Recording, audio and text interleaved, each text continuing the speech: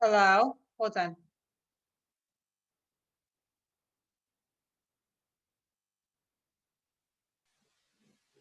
Hi, Hi, hold on, let me just do one thing, hold on. that's okay. I'm plugging in some things.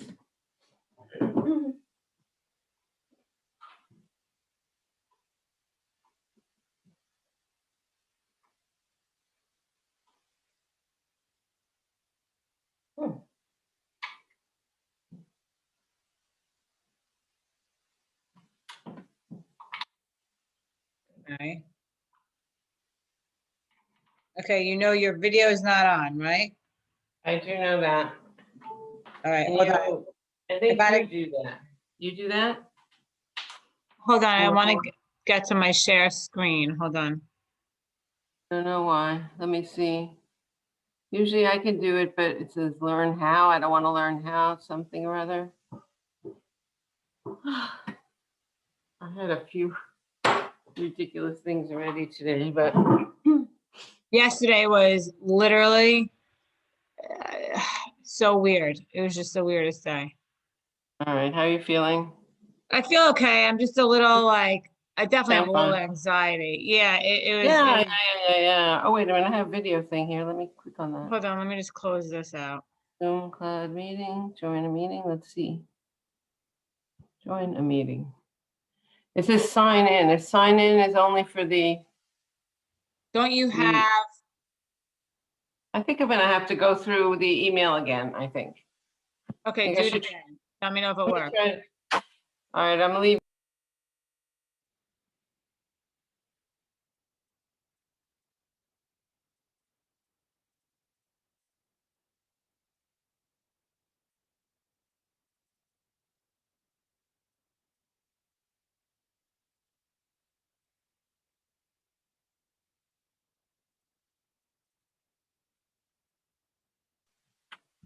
Hi.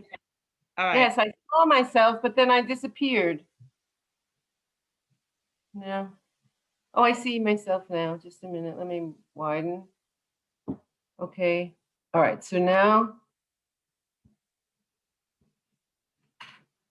we both.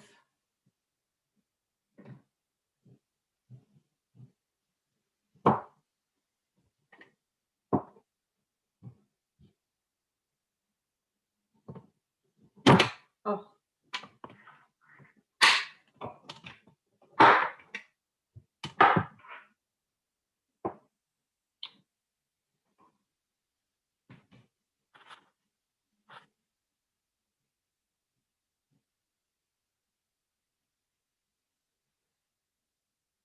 What's that? Lady doctor. All right, hold on. I was just closing apps. I want to get to the presentation. Hold on.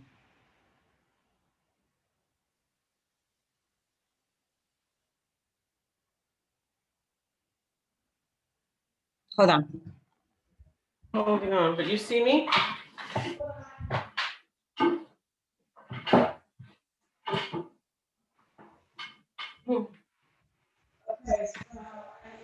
To print the agenda. All right.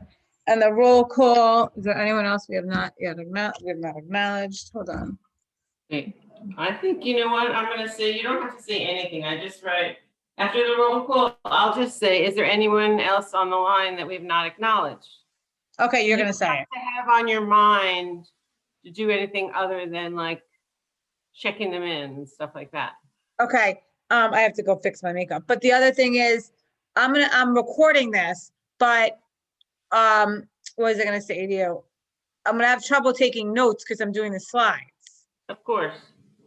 Okay, so I'm recording it, so it's gonna, whatever, so I have to go back. You All know, right. in the end, it's gonna be Oh, okay. easier to write the notes. I'll tell you why.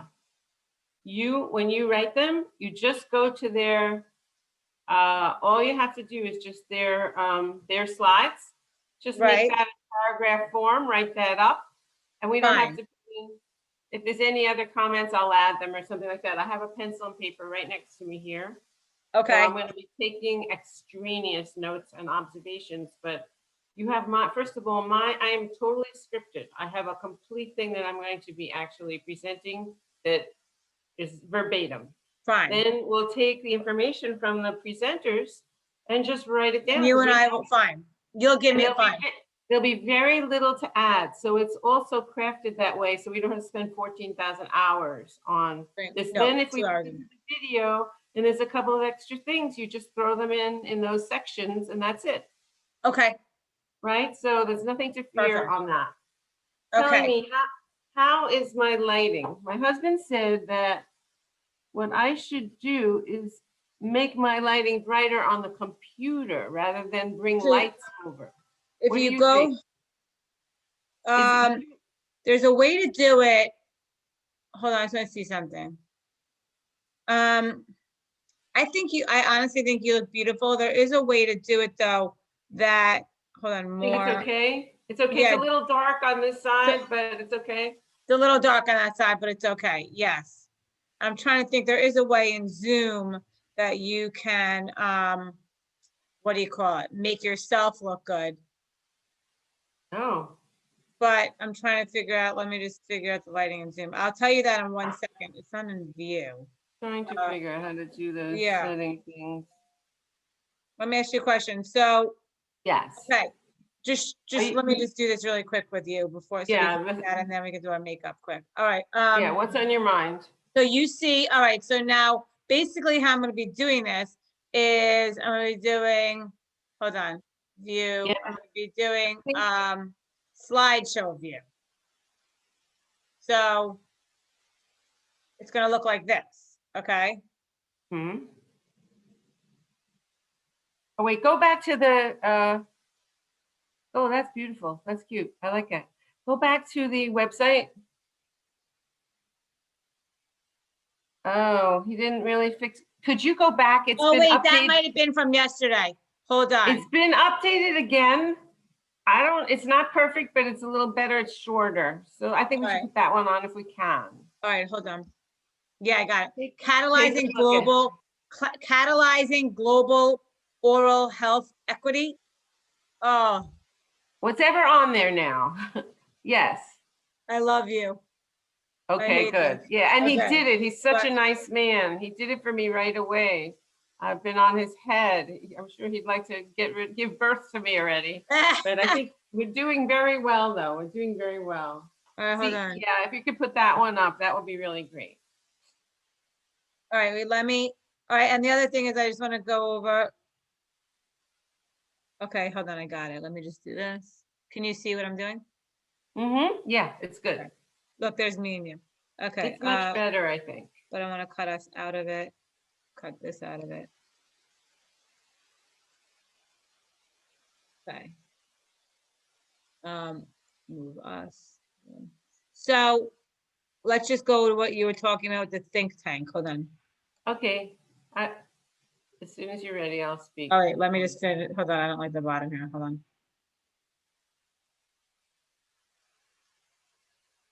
Okay. Now the think tank. Hold on. Okay, so in my preliminary, wait, you gave where's the? I just wanted to go down here with what you were talking about. So The two slides. we have One think tank down here, and then we have up here, we have, the meetings. yeah. So how would you So- like it? I'm going to refer to the meetings down when I talk about the think tank. So you might as well put them down there. Put them down there. I just didn't deal with them in my preliminary communication. I think it makes more sense in the later communication. So just put it after the think tank slide.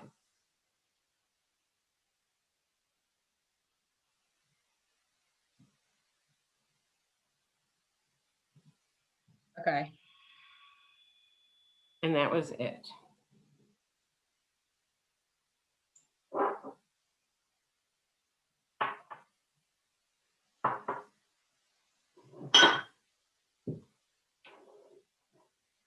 Okay. All right, so you're gonna say the roll call. Okay, now. So yeah, and then I'm going to say, is there anyone on the call and you don't have to say anything unless you, now, let's figure out the chat, where we're going to put it. And chat. Ask the host to give you permission to record. Close. No. I don't want to record. I want to chat.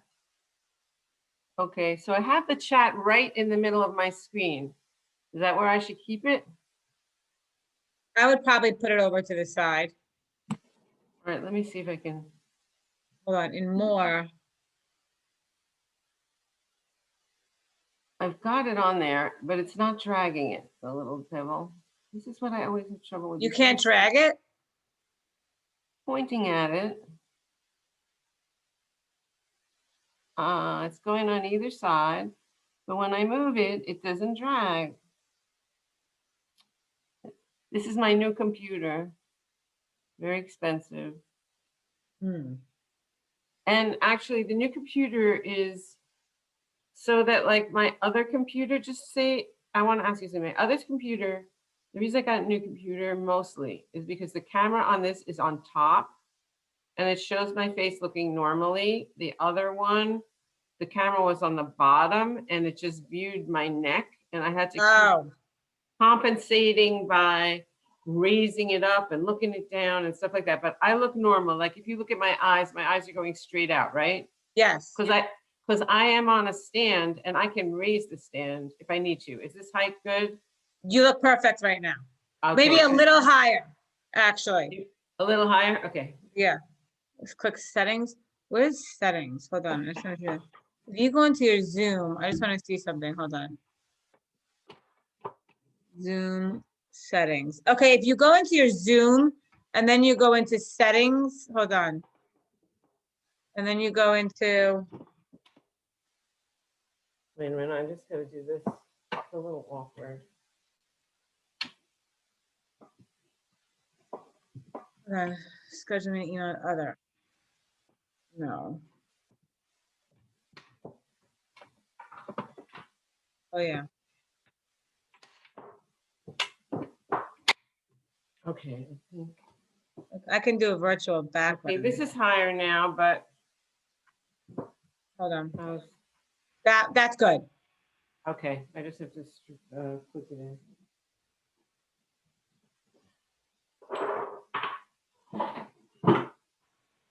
Hold on. Yeah.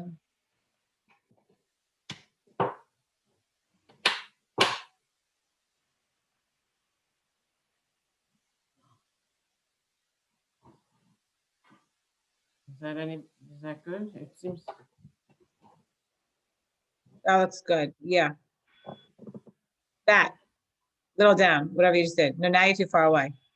Wait, say it again. Someone's here. Who's Maggie?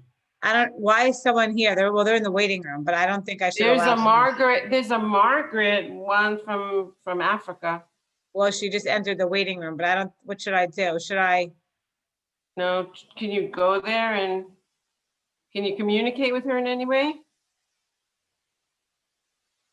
only if I allow her on? Well, what time is it? It's 9:38. well, she's 20 minutes early. Okay, she's an early bird.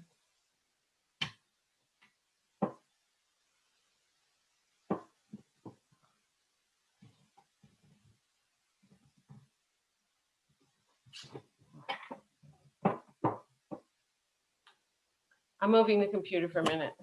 Okay, so my screen, what do you see on my screen? Hold on.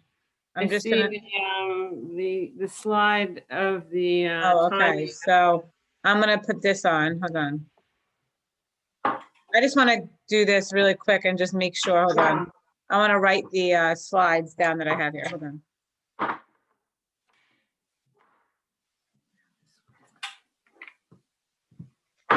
Welcome. Okay, now I'm putting this back and I just want to check with you. Hold on, minutes.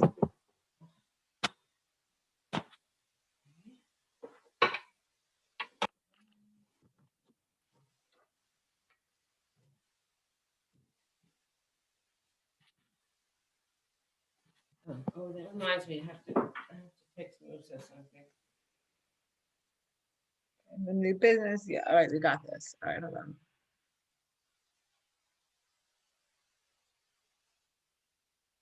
Oh, so Sonia's Yes. English is just not good.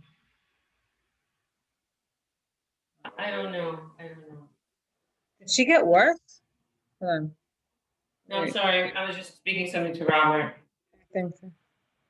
All right, hold on. And then we have think tank. Okay. Board meeting, general discussion. Got it. Okay, we're all good. All right. So now.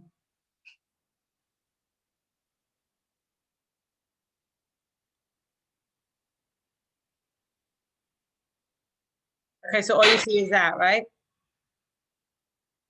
Say it again. I'm sorry, I was texting Musa. It's okay. So all you see is, oh, wait, hold on.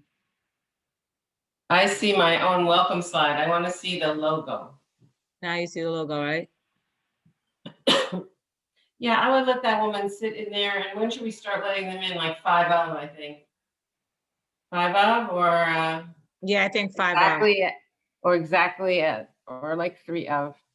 She just probably wanted to be on top of things, Where'd it go? Hold on. which is kind of cool. Oh, let me just see also. She's off now, so maybe she, Oh, I know she probably just set up her computer and all that. okay.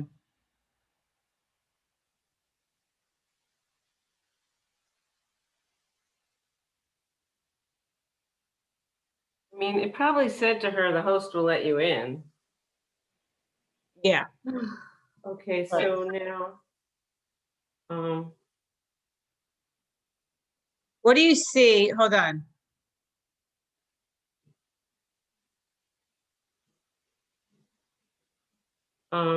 what was I gonna do now?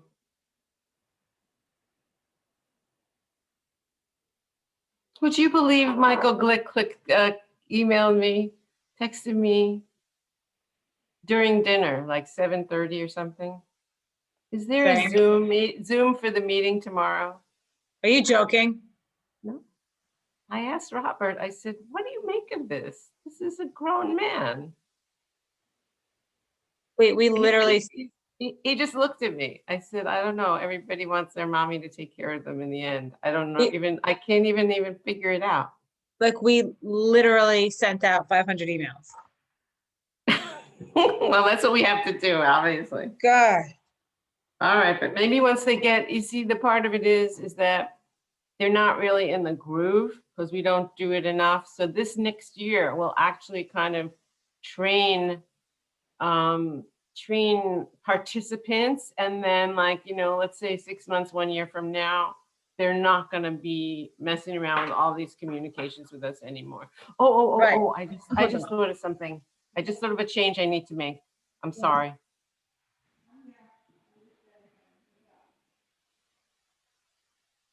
Are you coming back or no? Okay, let me tell you the change. And then I will be quiet. I won't talk to you till 10 o'clock. The change is I made the think tanks at 9 o'clock and I made the meetings at 10 o'clock, thinking, I think they should all be at 10 o'clock. I think it's too problematic to switch times around. Yeah. And I also did not feel well enough at 9 o'clock to Agree. jump on a meeting because there's things to do in your life. And I think 9 o'clock is too early. Agree. So Okay. I would like to make them all 10 o'clock, and I'll right. tell Gene to change that on the website because he did it. He already put it on the website, which is amazing. He's so Okay, responsive. that's right. Just. I mean, maybe we're in our honeymoon period, but I heard that he's like this. That's what I heard. How marvelous.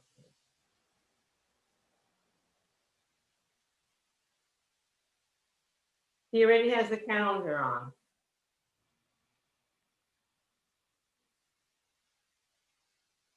Hold on. Also, when you're remembering something, if all meetings are 10 o'clock, you don't have to say, oh, is this the 9 o'clock one? Is this the 10 o'clock one? You know what I mean? Yeah. So I realized that was stupid. Or it could be improved. Let's put that one. Okay. Okay. Now I want to see if Janet Wallace reached out to me. I don't know. I'll kind of introduce her she wrote, I'll do my presentation and then won't stay for the entire meeting if that's okay. Oh my God, that's okay.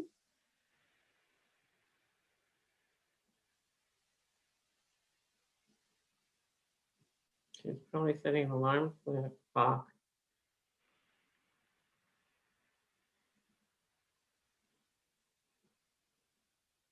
Hold on.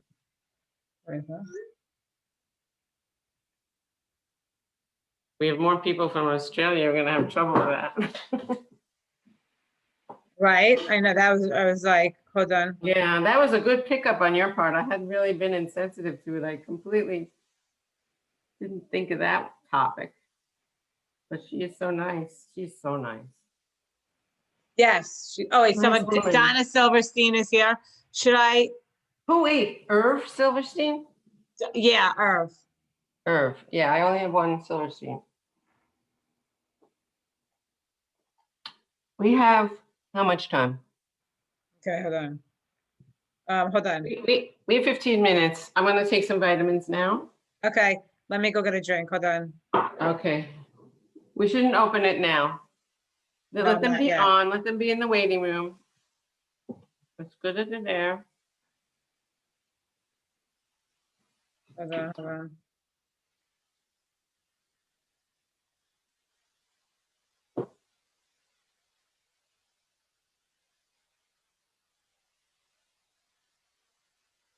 I once had a board meeting and these guys are really intimidating. A huge, the table was like 20 feet long with only guys sitting there. And Right. I said something like,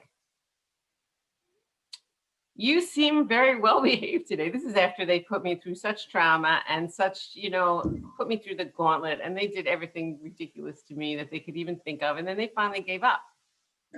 And then this was like, after a year. I'm So I listening said, to you, guys I'm seem getting a really- drink. Keep going. Okay, so I'll just finish it. I said, you guys seem really well behaved today. And they go like, well, we have to be because mommy's sitting in the front of the table starting with me. And staring at us. Oh my God. And these are like all 60-something-year-old monsters. They never grow up. They never grow up. No, it's very funny. You look so pretty. I love that necklace. Oh, thank you. You're making me feel like I should go through. It looks beautiful. Are those pearls? Yes, I love pearls. I love them. I have a lot of pearls. I love pearls. My first name is Pearl. Is it really? Pearl Deborah Weissfuse, yes. Why don't you go by Pearl? And I'm a Pisces, so I love this. I love these things. Wait, don't we have the same birthday? Yeah. That's You're crazy. the last day of Pisces. March 20th. Yep. Mhm. So we're crazy. We're always going. Well, we're fish. We're water signs. So and partially Aries, which has a lot of good qualities. But we're very water passionate. signs, always attracted toward water, and water is soothing to us, and we get it. We get water, kind 100%. of aspect to your life, like a floaty kind of. You need that. Yes, we have like that to restore your brain. Yeah. It's like we're serious. It's like we have both aspects of it. It's like we're serious, but then we also have that like floaty. I think it's like an extreme. Yeah, spacey. We could be spacey, but sometimes that unlocks your brain, so it can go some more places. Exactly. Mm-hmm. So, and we're not. I've always been attracted. And we're not bullheaded. No. Not really. And we're passionate. No. Wait, what was I just gonna say to you? I don't know why you don't call that Pearl. I love that name. Yeah, you like it better than Deb? I like what happened. It's just what happened was my mother called me Pearl Deborah because I had an ancestor, a great grandmother, whose name was Peril. And I have a cousin who was named after her, and they called her Phyllis. But my mother didn't like the name Pearl, and she just said her name is Pearl Deborah. She's named after Peril, and she just called me Deborah. She just left it off for some reason. That was right. Sort of pleased her parents, but she moved on. So then I was only known as Deborah, but it's on all my official things. And as I got older, I'm using more. Occasionally, people call me Pearl, and I answer. Does your license say Pearl Deborah? Well, yes, all my diplomas and everything. All your diplomas say Pearl? P Deborah Weissfuse or Pearl Deborah Weissfuse. Mostly P. I sort of shrunk it down to that because I didn't want to be unrecognizable. You don't use it anywhere though on the internet. You're only Deborah Weissfuse, right? Dr. I know. Deborah. Like in the last decade or so, I just dropped it because I just figured, instantaneous stuff. But I used to always have it on all my stationery. P Deborah Weissfuse. just like the P, but it is. I like the P. I actually kind of like that. It sounds like established. Maybe we I can like- put it back now. Yeah. Maybe we can put it back on our stuff. P Deborah, I like that. excuse. I Then I like can that. write Deb and, but it's still my own thing. It sounds very established. You know what I'm saying? I just like, I Okay. like it like that. Yeah. We can Yeah, put it back. It's like a ask your middle husband. initial, but a first initial. All right, go do I what you love it. need to do. Okay, We wait. have 5 minutes. Okay, my boyfriend actually legally changed his name. He hated his name. It was the same name as his father, which was Abad. He actually has Oh. Puerto Rican descent. Like his name was, it was Abad Antonio, like Tony. So he changed it, but he had to go. And I remember he told me this on our second date. He had to pay like $600 to like legally change his name, but he hated his name. He would not have, Wow. he hated his name. But what did So- he change it to? To his middle name. He just switched it. Antonio. Oh, okay. Yeah. So it was really a name. Yeah. So it's really his name, but he just switched it. So it's so funny. 2 people are in the waiting room. All right, let me get my tea. I'll be right back. I'm at.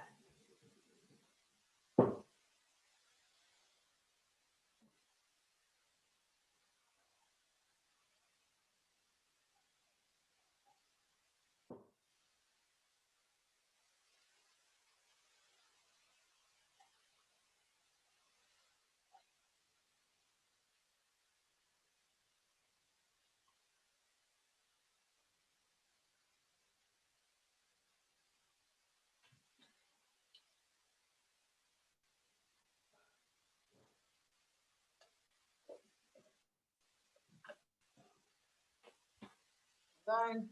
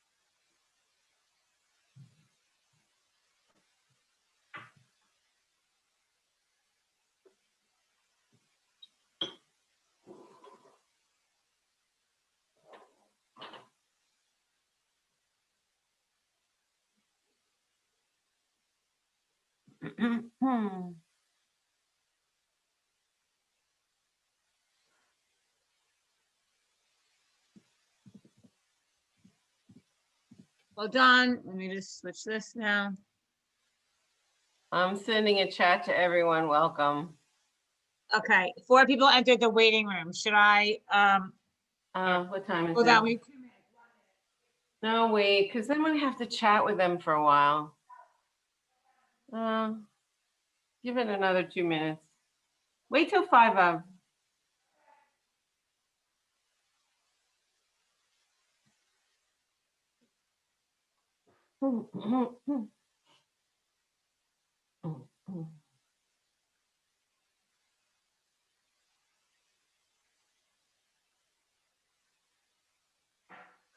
I got a sign that says this will stop other screen sharing. Do you want to continue? This will what? You don't want, no. You don't want to stop my screen sharing? Oh, okay, right, okay. Okay, so the next thing is I want to get the chat back up there. I'm having the chat right in the middle because I don't really need to see the slides. I just need to see the chats. Okay. Okay, I just wrote welcome. That's it.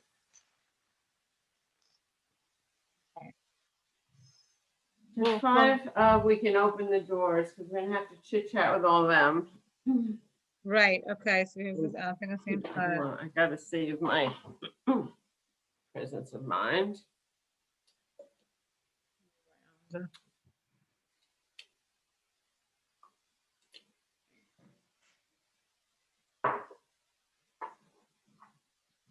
All right, 9:55. Are you ready? So I can, or no? Wait a minute. Oh, I'm a little. You have exactly 9:55? Yeah. All right. I think that's appropriate. We should let them in, or should we wait? Wait, we'll let them in. There's 7. When Okay.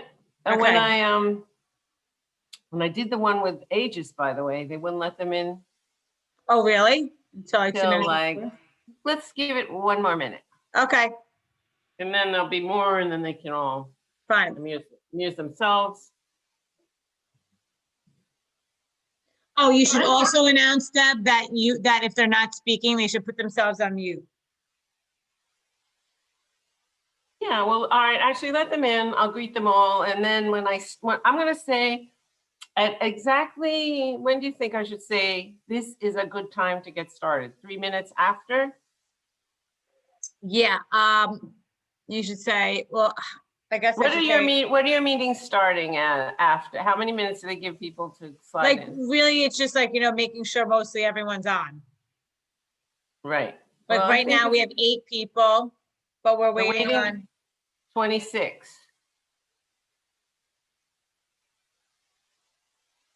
So 3 to 5 minutes after. all right, 7. Do you want to text me how many are in the waiting room? How am I going to know from you?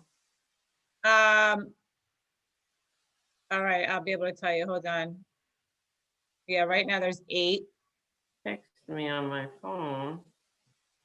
I mean, we should wait till a little more, I think. 9. All right, let them in. All right, you can text me anytime you want. All right, I'm letting them all in, okay? And what do you think? Like, you tell me when there are like 20. Okay, I'm letting them all in, okay? Yep, I'll Okay. just start smiling and Okay. saying hello. Smile now. Mm.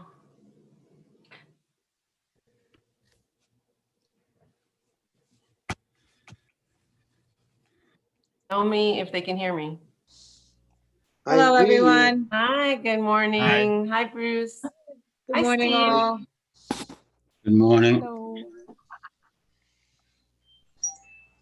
Hi, Michael. Morning, everyone. Hi, Michael. Hello. Hello. Well, look at Maxine. Hi, Maxine. Hi, everybody. Aharon. Hey, Good Steve. evening. Good Welcome. morning, Mahesh, Mahesh, welcome, Michael, Janet. Bruce. Hello. Thanks for getting up in the middle of the night. My pleasure. Janet is from Australia.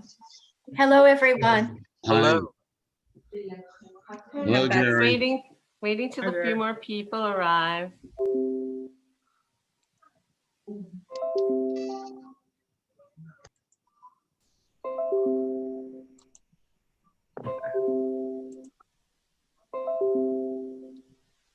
Hi, Morning, Jerry. Wallace. Hello there. Good morning, Musa. Well, good evening, Musa. Good evening. How are Musa. you? Good. Hello. I'm Musa. How are you? I'm Musa. Hello. How are you? Hi. Okay. Oh, Callum is joining us. Great to meet you, Callum. Thank you for hopping on.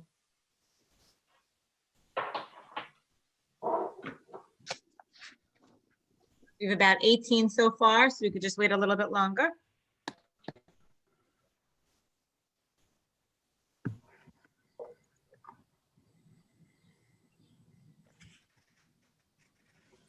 Yes, I'm not sure if I'm supposed to be here at this time. I'm from Cambodia.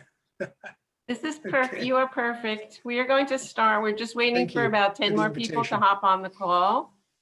I'm Deborah Weissfuse. Nice to meet you. I know we have friends in common. Thank you for joining us today. Morning, Deb.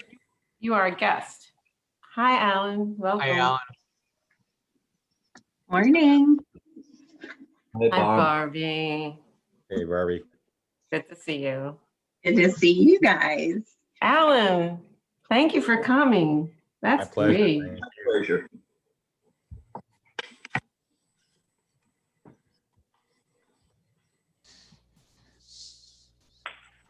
For coming and seeing what we're about.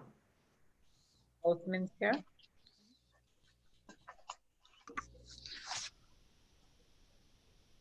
Jerry Goldberg, how are you? Good. How are you doing? Good to see you. Well, that's a handsome duo.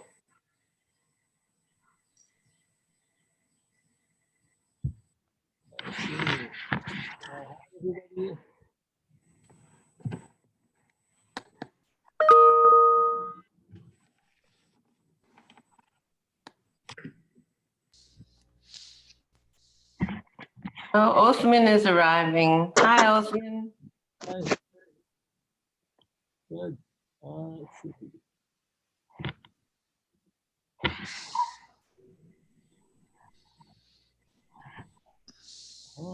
nice.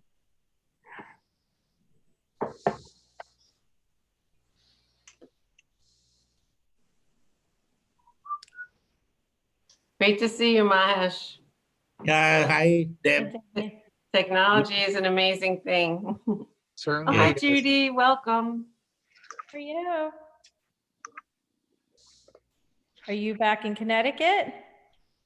I'm in Connecticut for the moment, soon to be going back to New York. We're expecting another grandchild any minute. Oh, Mazel That's exciting. Hold on, one of our presenters just calling me. Excuse me. Hi, Linda. Hi, you gotta go on the Zoom. Dr. Glick, can you see me? I can see you.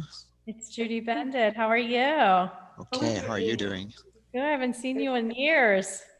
That's probably good. Back in my old Hugh Freedy days. It was a long time ago, wasn't it? At Penn and UMDMJ. And where are you now? Up in New York? University of Buffalo. Yeah, New York. That's right. Oh my God. How cold is it up there? Well, I'm actually down in South Carolina right now. I escaped as quickly as I could, but so I do most of the things virtually right now. But it's And where in South Carolina do you live? I have a small little place outside a city called 96. Okay. It's next to 95. No, it's not. It's it's close to a place called Greenwood. Okay. Which is South Carolina. It's Fabulous. I'm down in South Florida now. I moved down here 8 years ago. Cool. Permanently. Wow. Yep. That's great. Yep. Got tired of the cold. I don't care about the cold, it's just a matter of clothing. Can I ask if everyone can see the logo, the first slide? There's no problem with that? Nope. Yes. Okay, Great. good. Deb, we have almost everyone here. So I'm sorry, how many? we have about 24 now. Okay, 2 more minutes, We're 1 doing a minute. couple more. Yep. Mhm. Yeah, I know Linda is trying to get on. She's in Oh, the UK she's on. and that, We she's got on it. now? Okay, Yeah. great. And so is Mark Wolf. I can't Okay, get let them, I can't get all the participants' pictures on the screen. Much less. Are you in No. grid? Are you in grid mode? It also depends the way that your Zoom is set up and how many windows it allows you to see at a time. So you may not be able to see everyone. But try and expand it across your screen as much as possible. It's because you're sharing the screen, and And so it gives a oh, degree. hi Bert. Good to see you. Debbie, I am on call, so forgive me if they have called me in the clinic, so I will go then come back. Okay, understand. Okay. Thanks. Okay, I think it's, oh, hi Linda. Okay, great to see your face. I think this is a good time to get started. I want to extend a warm welcome to everyone here today. It's a real vote of confidence to see so many of you, and I'm excited to share our agenda. I'd like to first thank Jamie for all her assistance in running and preparing for our meeting today. She will now begin a roll call. When she calls your name, please share where you're from and your organizational affiliation if you have one. I missed what they Amy? just said. Okay, What'd you- sorry, Alan Finkelstein, Here, Bedford Healthcare Solutions. thank you. Mohammed Atamash. And Judy Bendit. I'm here. I am South Florida, living here, and I kind of met Debbie through the ADA recently and looking for the ability to help with an organization. I've done a lot of mission work around the world and wanted to get involved. I'm a national speaker and on faculty at Penn Dental Medicine. Thank you. Marion Bergman. Lois Cohen. Hi, I'm in Bethesda, Maryland, and independent consultant mainly to the National Institute of Dental and Craniofacial Research, where I was previously Associate Director for Global Health. Thank you, Lois. Heath Dreyer. Jaime Edelson. Hi, good morning. I'm the chair of the Mexican Dental Association Foundation in Mexico City. I don't know. Yeah. Good day. Maxine Feinberg. Hi, I'm Maxine Feinberg. I'm a periodontist in Cranford, New Jersey, and a past president of the American Dental Association. Thank you. Yeah, it's fine. You just touched it. Michael Goldberg. I'm in New Jersey and represent American Friends for Dental Volunteers for Israel. Thank you. Jerry Goldberg. Yeah, I'm in Cleveland, Ohio. I'm looking out the window at 2 feet of snow. Oh. My affiliation is with Case Western Reserve University. Thank you. Sonia Groisman. Sonia here. Matthew Holder. Here, Matt Holder. Let's see, I'm not sure who I'm representing. I'm with the American Academy of Developmental Medicine and Dentistry, or Special Olympics International, or my clinic in Louisville, Kentucky, the Lee Specialty Clinic, all focusing on people with intellectual and developmental disabilities. Thank you. Bertram Hughes.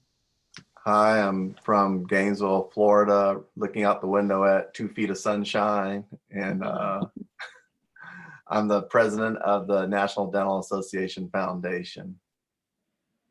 Thank you. Shlomo Madelon. Aharon Palman. Hello, I'm from Jerusalem, Israel. I'm the dean of the dental school in Jerusalem. Steve Perlman. I'm from Boston and same affiliations as Matt Holder, representing the American Academy of Developmental Medicine and Dentistry and founder of Health in Special Olympics Movement. Othman Shibley. He must have had to hop off. He apologized in advance. Yeah. Okay. Oh, there he is. Othman, you here? Yeah, I Great. am in Buffalo, New York. I'm the director of periodontics program at University at Buffalo, New York, and also the founder of Miles for Smiles program that we do dental and community healthcare workers missions and mainly in the Middle East and Africa. Thank you. Steve Cass. I am Steve Kess. I'm Vice President of Global Professional Relations for Henry Schein, and have been active with the Alliance since its inception. Thank you. Christian Stoller. Christian had been in touch with me. He said he's going to actually arrive late. He is the Dean of Columbia School of Dental Medicine in New York City. Great. Irv Silverstein. Hello, I'm Irv Silverstein. I'm from the University of California, San Diego. I run the free dental clinic project for the underserved and veterans. And I also run our international engagements with the DoD, with the Navy, Air Force, and Army. We get civilians on projects they do all over the world. And we're still planning a couple, one on the Comfort and one with the Army and Air Force in South America and Central America this year when things get better. So, but that also was one of the original members of this alliance. Good morning from California. It's sunny and windy. Thank you. Barbie Vartanian. Yep, good morning. I am Barbie Vartanian. I'm in New Jersey and I'm the Executive Director of Project Accessible Oral Health. Great. And I believe Sonia is actually joining us now. Janet Wallace. Hello, I'm in Australia and it's 2 a.m. and there's 2 feet of darkness outside currently. I'm the head of discipline for oral health at the University of Newcastle in Australia. It's a great pleasure to be here. Thank you, Janet. Margaret Wandera. Hello, I'm Margaret Wandera. I'm in Uganda. I'm the liaison officer for Uganda Dental Association. I'm the past president of Uganda Dental Association. Yeah. Welcome. Darren Weiss. Yeah, hi everyone. In Tel Aviv, it's only 5 o'clock, but it's dark outside. Founder and head of the nonprofit organization Humble Smile Foundation. Thank you, Darren. Andrew Whitehead.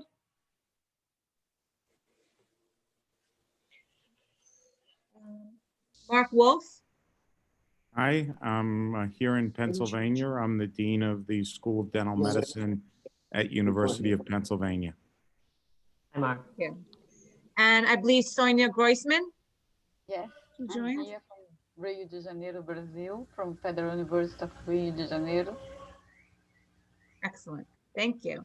And I just ask that if you're not speaking, if everyone could just mute their microphone. And I believe we just actually received one more person. Deb, maybe we could ask if there's anyone we haven't acknowledged. Is there anyone on the line that we have not acknowledged just yet? Yeah, Yes, Bruce Donoff. Marion Bergman. Linda Greenwell. Michael Glick, University of Buffalo. Bruce Donoff. Bruce? Hi, Did you Bruce. hear me, Debbie? Yes, I can hear you. Marion. And Musa Bajali from Al Quds University, Bridge to Peace. Callum Durwood, the Dean of the University of Putisastra in Cambodia and the Dental Director of 121 Cambodia, an NGO.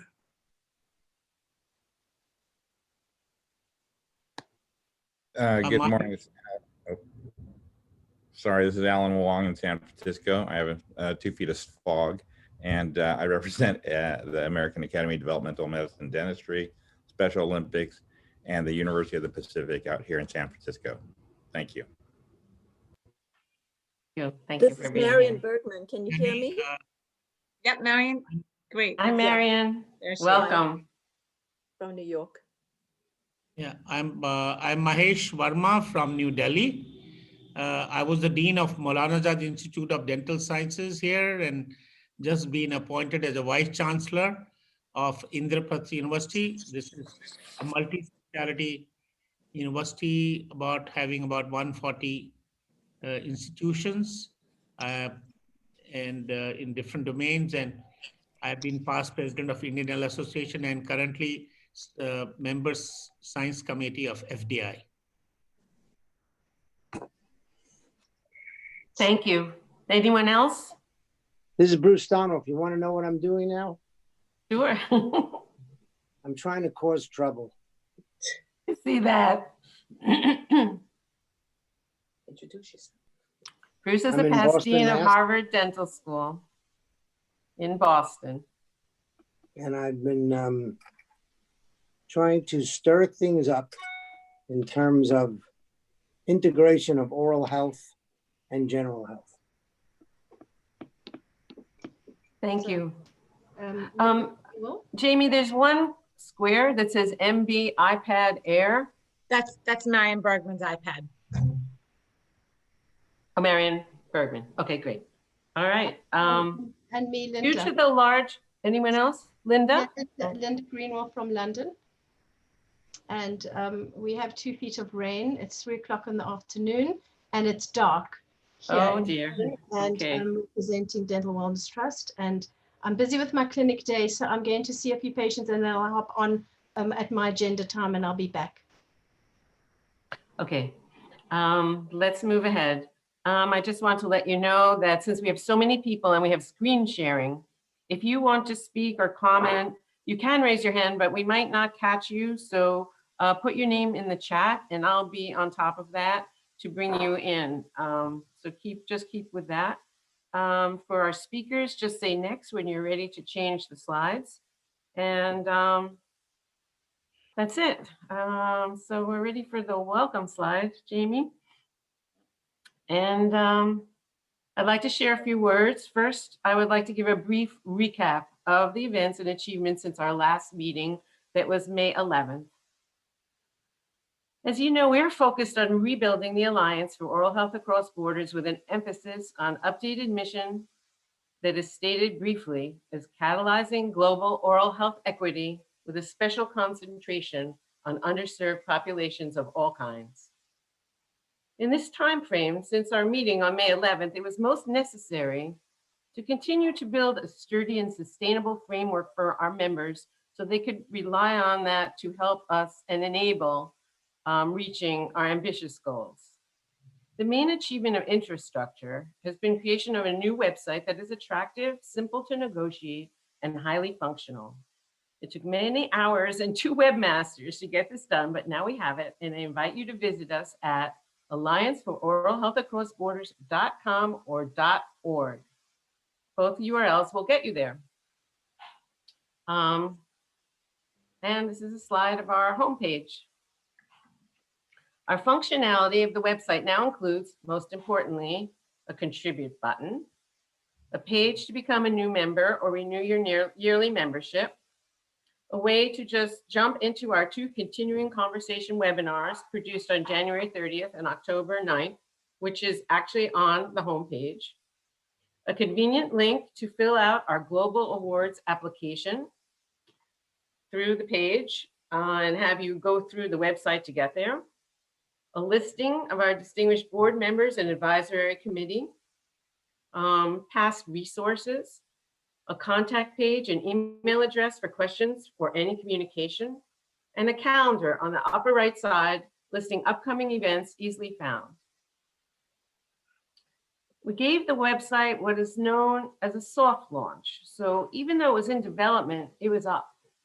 And during the months we were working on it, the website served as a support for me to use as I spoke to people about the Alliance for Oral Health Across Borders.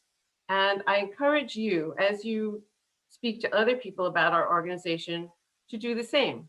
It's very helpful.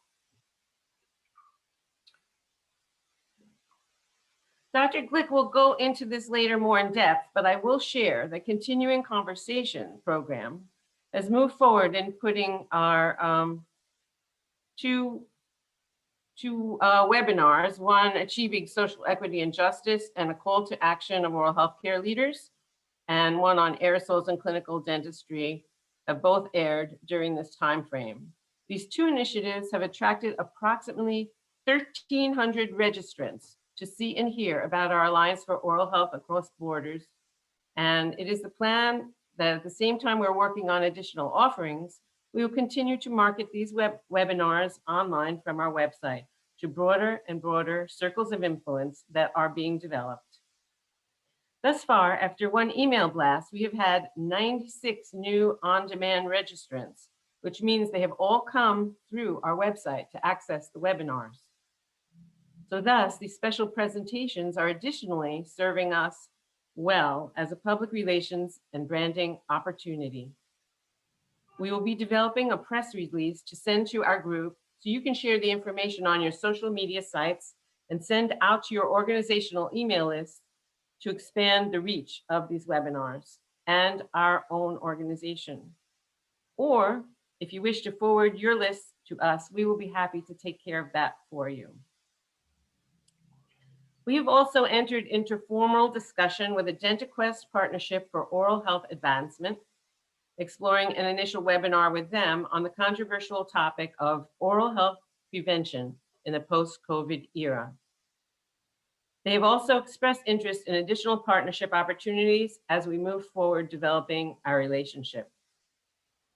Their mission is very similar to ours. We are entering a new stage of growth as an organization, and we'll be moving toward more active participation of our membership, as you can see by our agenda here today. We will work together in the creation of new evolving programs focused on our common goals. We strive to have each program become a model that others can easily duplicate or participate in. We will move forward by continuing to strengthen relationships of trust by sharing our questions, observations, and new ideas.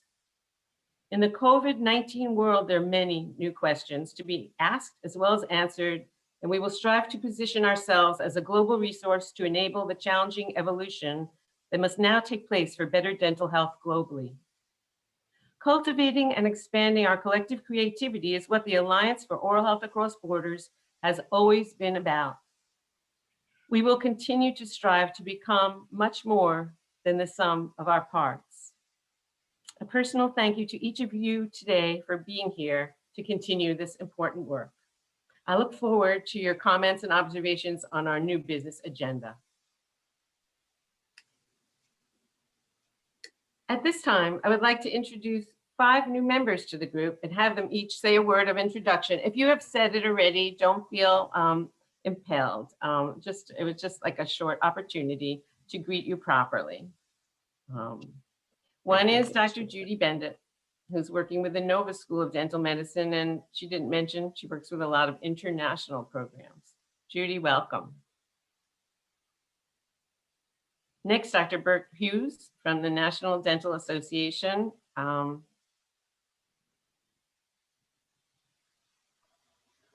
Dr. Shlomo Madelon, we've never met. This is his first meeting with us, although his organization, Tel Aviv University, has been a member.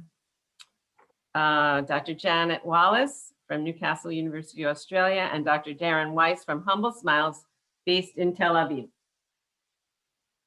It is great to have you all with us today. Thank you for joining our team. At this point, I think we need to unmute because I would like to move on with the business of the day.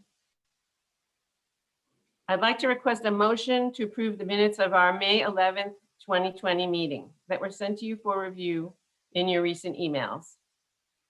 Do I have a motion? So moved.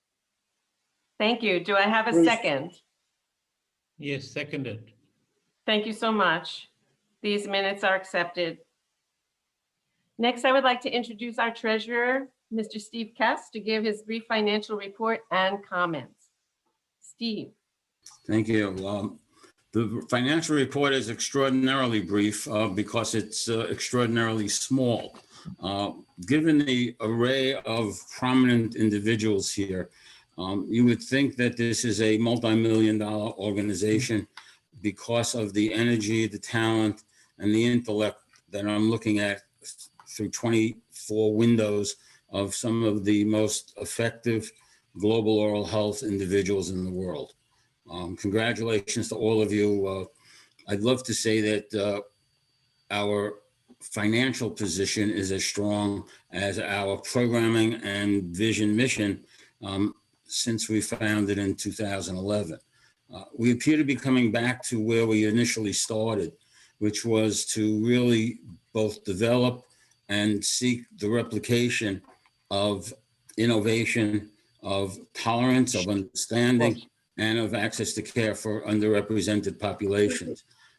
Where I think we need some support is in the area of leadership development, creating some pipeline for up and coming members of healthcare community, but not necessarily only dentists. It could certainly be members of the oral health team, but it also could be members of other professions, nursing, medicine, etc. Financially, we started the year with $44,000 and we ended the year with $51,000. So one would say we've done fairly well. But go back to the other slide, it's a little misleading. The funding in 2020 was from 15 people. And of the 15 people, one represented 75% of the funding. We need more participation. We used to have 34 members. Then we had 30 members, then we had 12, but we've rebounded to 15. I'm suggesting, and you can take it up in your new business, that we do away with a membership fee and we ask for an individual donation at a level that you all each feel is appropriate for the work of the organization. It's voluntary. It's not mandatory. I would love to see the participants in this program feel that their commitment of time and effort and energy is more than adequate to support the organization. But I would also recommend that we create a development committee who can take some of the amazing work and projects that are in the program to another level by helping create resources as well as building infrastructure for PAOH. I'm sorry, for next meeting, for the Alliance. Sorry, Bobby, for the Alliance, because of all of the great work and the prominent content that's being produced and distributed under the umbrella of the Alliance. So I'm optimistic that the corner has been turned in truth because of all of you being here today and all of the great work that we'll be looking at in terms of where and how the Alliance will build its value and strategy. So I'm very optimistic, but also sounding a call for everyone to think through how they or who they know can help support the issues and the mission of the Alliance. Thank you. In addition to Steve's report, I'm going to hop in here and add a few more financial comments to the presentation to round out the picture. I'm sure it is clear that our financial positioning is weak at best, and we have been operating on a shoestring budget.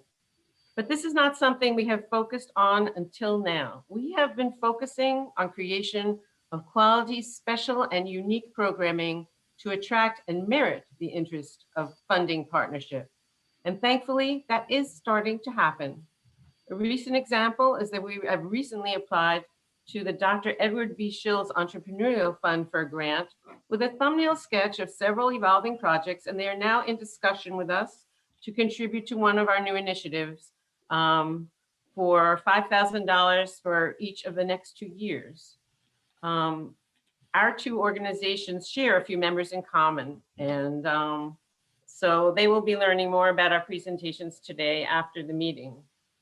And this discussion can continue. And I also want to just emphasize that Steve didn't say it precisely, but $15,000 of our income in the last year was from Henry Schein. So I just want to officially thank Steve and Henry Schein for their continued significant report. And you know, we hope to have you be really proud of using the money in that way. And we also want to acknowledge the Shills Entrepreneurial Fund for considering supporting our activities. Additionally, we have been in touch with Colgate, who is in their academic session. They have committed to pay us for every person that takes a course we provide for them that is listed in their closed network for academicians. We will be looking at this topic again because we don't have any courses right now in our back pocket, but just this opportunity is something post-COVID that I think we can really take advantage of with the talent that we have in our room. And we know that development of non-dues revenue is essential.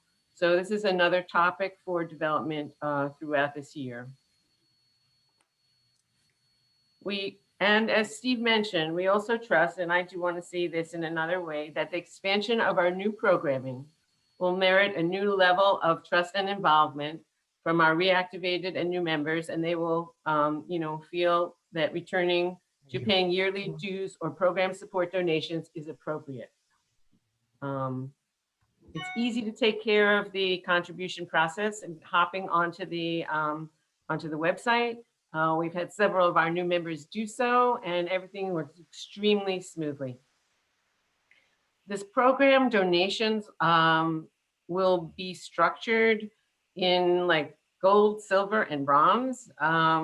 Gold being a level of $2,000, silver a level of $1,000, and the bronze level of program donation would be $150. But you don't have to keep yourself limited to any of those numbers. I'm just throwing them out to have a little structure on it. And that's it for the finances. We are moving for, oh, by the way, Steve, we are moving forward in developing, having a development committee, as well as some others in the next unit of time, I'll say. Now I'd like to continue with some updates on our old business in progress. Dr. Michael Glick, can I ask you to give your update on continuing conversations at this time? Sure, thank you. And first of all, Deb, you've done a yeoman's job. It's single-handedly almost that you have reactivated and reinvigorated this organization. I think all of us owe you a tremendous debt of gratitude for that one. So thank you very, very much. I mean, you've essentially done the whole thing on your own. And I'll be happy. I've been fortunate to be able to help a little bit here. If you recall, we decided over a year ago that maybe we should get some money through giving continuing education courses. And I volunteered at the time to start the whole process. Then COVID came around and we couldn't really do it. So we decided instead to have this continuing conversations with the support of Dan Perkins and Aegis Dental Network. We've had 2 programs so far, and I think both of them have been outstanding. If you haven't seen them, you should probably go and take a look at them. The first one was with Dr. Farmer Dixon, the dean at Meharry. And I have to tell you, I was blown away by her insights, how she presented the topics of injustice, social equity, and so on and so forth. And I really, really recommend that all of you, not only that you see it, but have other people go and take a look at this as well. An outstanding job. She changed a lot of the way I was thinking about things, by the way. I was fortunate to be the moderator, but it was really her program. The second program was with Mark Wolf. Thank you, Mark, and Richard Niederman from NYU. And we decided to take on a topic that we thought would be of interest to most of our healthcare professionals today, and that was about aerosol. And looking at the numbers, Deb, you can confirm this, but I think we had quite a lot of people that were interested in this project or this program. And we've had a lot of people that actually have seen it. And I got some very good comments coming back, by the way, from people that was watching it. So I think this is an interesting enterprise, this continuing conversation. I would like to have more people involved, obviously. It takes a lot actually to do it. It seems simple, but it takes a lot to do it. We also need the support and continuous support by Aegis or some other organization, because we cannot do it on our own. A little bit of a disappointment when it comes to the purpose, that we had really 2 aims with this. One is to position the organization as a resource for our healthcare professionals worldwide. And I think we achieved that. But it was also supposed to be a resource when it came to generate funding, meaning people paying for being able to access this information. And until now, we haven't been able to do that. And I think maybe if we can strengthen this feature and similar things, we can start to actually generate some funding. I think that summarized what we have done. And Deb, if you want to take over from here and talk about the future of this, I'll be happy to join in if needed to. Well, the future, I'll just say that actually tomorrow we have a meeting with DentaQuest, and they are very interested in us setting up one as I mentioned, I alluded to in my previous comments, one maybe more on, which could be a course, on the new look at prevention, which is really controversial when you think about it now. I think that's an incredible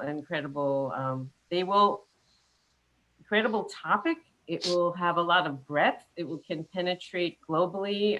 Everybody will need to be interested in it.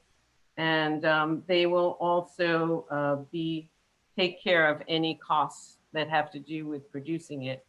Interestingly enough, they are only work in the United States and only interested in focusing on the United States. But they said to me, anything we do virtually, we can do whatever we wish with. So, and they were actually pleased that it would have even more of an impact, what we created. So that's our big next thing that we're working on. Deb, this is Bruce. 2 questions. Apropos of the aerosol session, was the paper by Benzian and Needleman distributed? It's actually on our website. Yes, Oh, we is it? had Okay, at the end of our webinar, we told the attendees to check on the link on the page on the website, continue, and they can read the article. The articles. And what's happened to the other webinar, leadership webinar? Is that on hold? And where is it The found? masterclass. Yeah. The masterclass webinar that you've been working on. Yeah. It's there. The first segment that we finished. You know, I had done an introduction, and we put it together. It's actually on its page in the masterclass page, but it's a little. It just needs to be. That course needs to be finished. You see, that's a course that Colgate wanted to put on its website. They said when that course is finished, whatever you charge for it on your website, we will. Anybody who comes and takes it in our venue, we will pay you that much for each person. So in a sense, they're giving us like promotion and marketing. So when it's done, I look forward to getting that additional non-dues revenue in that way. Me too. Okay, good. We just got to slam that outline up and, move it forward. And people are asking me about it. There's a real interest in it. Okay, any other questions? I'm going to invite our Vice President, Musa Bajali, to give us an update on the Bridge to Peace program. He's been in Jerusalem for the last few months working on it and other things. Musa? Hello, everyone. I would like to present a brief report about our work in Jerusalem. The Bridge to Peace is established between Al-Quds University and Hebrew University since 2006. And now we expand our work. First, when we started to work under the umbrella of the Alliance of Oral Health across borders. And now, really, frankly, I found out that there are many people share with us the vision, and they are working with this vision. I had a meeting with the founders of DVI in Jerusalem via Zoom, and we discussed how to collaborate together here between Hebrew University, Tel Aviv University, and Al-Quds University, together with DVI. And they have many activities, and they provided services in their clinic in Jerusalem. And really, they are providing services for people, for pediatrics and for geriatrics. So it is very important for us to work together with this services, and we agreed to build up a common program together. Although Hebrew University, they are active with the collaboration with DVI, and now we need to expand the collaboration with the Alliance and Bridge to Peace.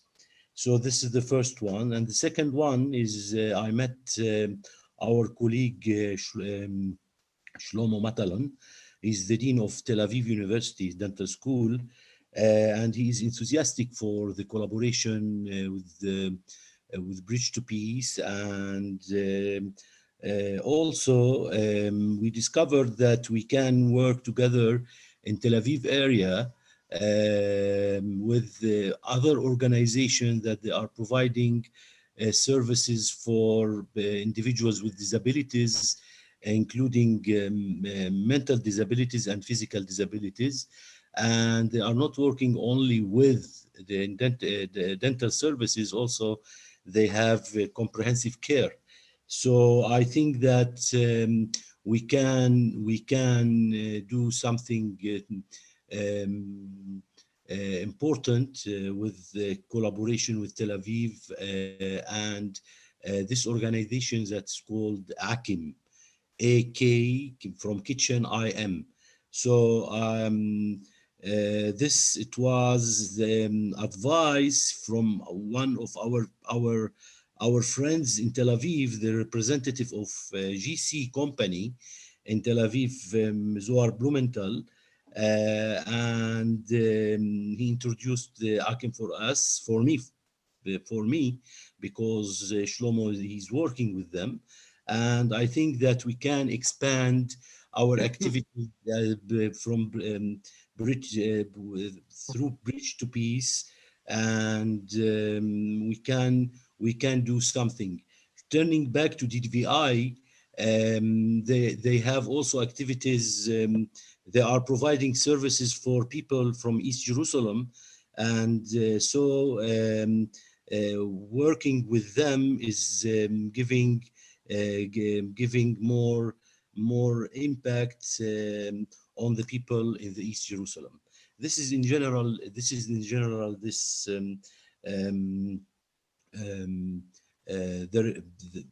Our activity in last 2 months, and I hope that in the future we can start working together. Thank you. Thanks, Musa, for that update. We look forward to seeing that develop. One of actually Bridge to Peace was historically our main program in another form that we became known globally for. And many people acknowledge the name Bridge to Peace. So it'll be great to see it developing and expanding. Now I'd like to call on Dr. Jerry Goldberg with an update from our Global Awards Program, Committee and Program. Right. So I'm going to have to apologize right off in that if it sounds like they're doing construction in my house, it's because they're doing construction in my house. So you may hear some drilling. I'll try to just talk through it. Next. Drilling is something we're very familiar with. This is true. This is true. So we've sort of reconstituted a team since Jack Dillenberg is no longer part of this particular program. And so the people on the screen, Lois, Sonia, and Maureen, and Deb have been functioning on the team. I really want to emphasize again, Deb's contribution, not only to this team, but to this whole project. It's amazing. As president, she actually attended every one of our meetings and was a really active participant. So I really just want to give her kudos, not only for this, but what she's doing more generally for the organization. I also want to acknowledge Jamie Porowski-Skin. She has been amazing. She also has attended every one of our meetings virtually, and she does an amazing job of taking our discussion and turning it into a product that can be used. So thank you, Jamie. Next, please. The committee worked very hard. These are the dates that we had Zoom meetings, and there was really strong participation and a lot of preparation that people did for these meetings. So it's really, really appreciated. Next. A lot of what we did was take the printed material we send out and work on it so that we try to have less words and just as much meaning. We try to highlight things of importance so it wasn't embedded within a lot of narrative. And we also made this a website application. So we would actually force and draw lots of people to visit the website. Next, this is the application sheet, and it's pretty much like it was before. However, we have now both 6 months and progress reports and a report at the end of the year. And there's been an emphasis on outcomes and how they're going to leverage this investment in them that'll have more broad application. Next slide.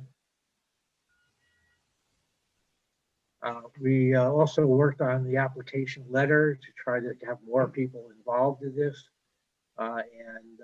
Again, they could actually click on this and go directly to our website in order to read more about it and fill out the application. Next. We also set up some criteria to evaluate these applications. And I think this is an area where we could do some more work, and we actually want to attribute different values to the different criteria, but that's sort of in the way of next steps. But clearly, we've worked very hard to make this a more accountable kind of operation. Next slide. Also, originally, the application, the letters went out. I'm pulling a blank on the name of the organization, but it was an international group of people that had a shared experience at Harvard in international kinds of activities. And so we've broadened the number of people who we sent the request for applications to this group of organizations. We try to have both national and international organizations. We would welcome actually people's thoughts about what other organizations we might want to put on the list, not necessarily today, but just an email to Deb or to me or to somebody just doing that. We were really somewhat fearful that if we had too many people, we'd get too many applications. We have a limited number of people to review those applications. And to some extent, that has proven to be true, but I think we can still handle them with the number of people we have. But again, if there's other people that are interested in serving on this committee and interested in reviewing applications, that would be appreciated. Next. In 2019, we had 5 responses. They were, for the most part, good responses, but we were disappointed at the limited number. By sending this out to more organizations and to actually not only having, I think, better printed material, but also following up with telephone calls. All the members of the committee have actually made personal calls to different organizations to encourage them to distribute this to their members. And we have 29 applications in for this year, which I'm happy about. Next slide. So I think if we think back, there were 2 reasons for having this program. One was to give money and mentoring to specific organizations and people that represented them in order to help them accomplish things that are good and aligned with our priorities. But the other thing was to create a network of people that are like-minded and have goals similar to our organization's goals, who would consider us to be a resource, and they could be a resource to us. So we want to create this international network.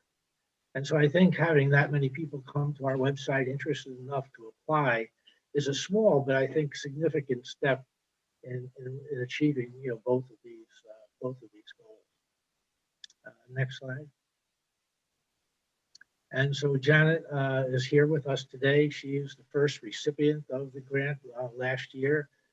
It was a great program having to do with the website, which they actually modified so that it would be of interest to more groups with a more diverse base of interest that might use that kind of website in order to engage their populations. So Janet, I don't know if you want to make a comment or not.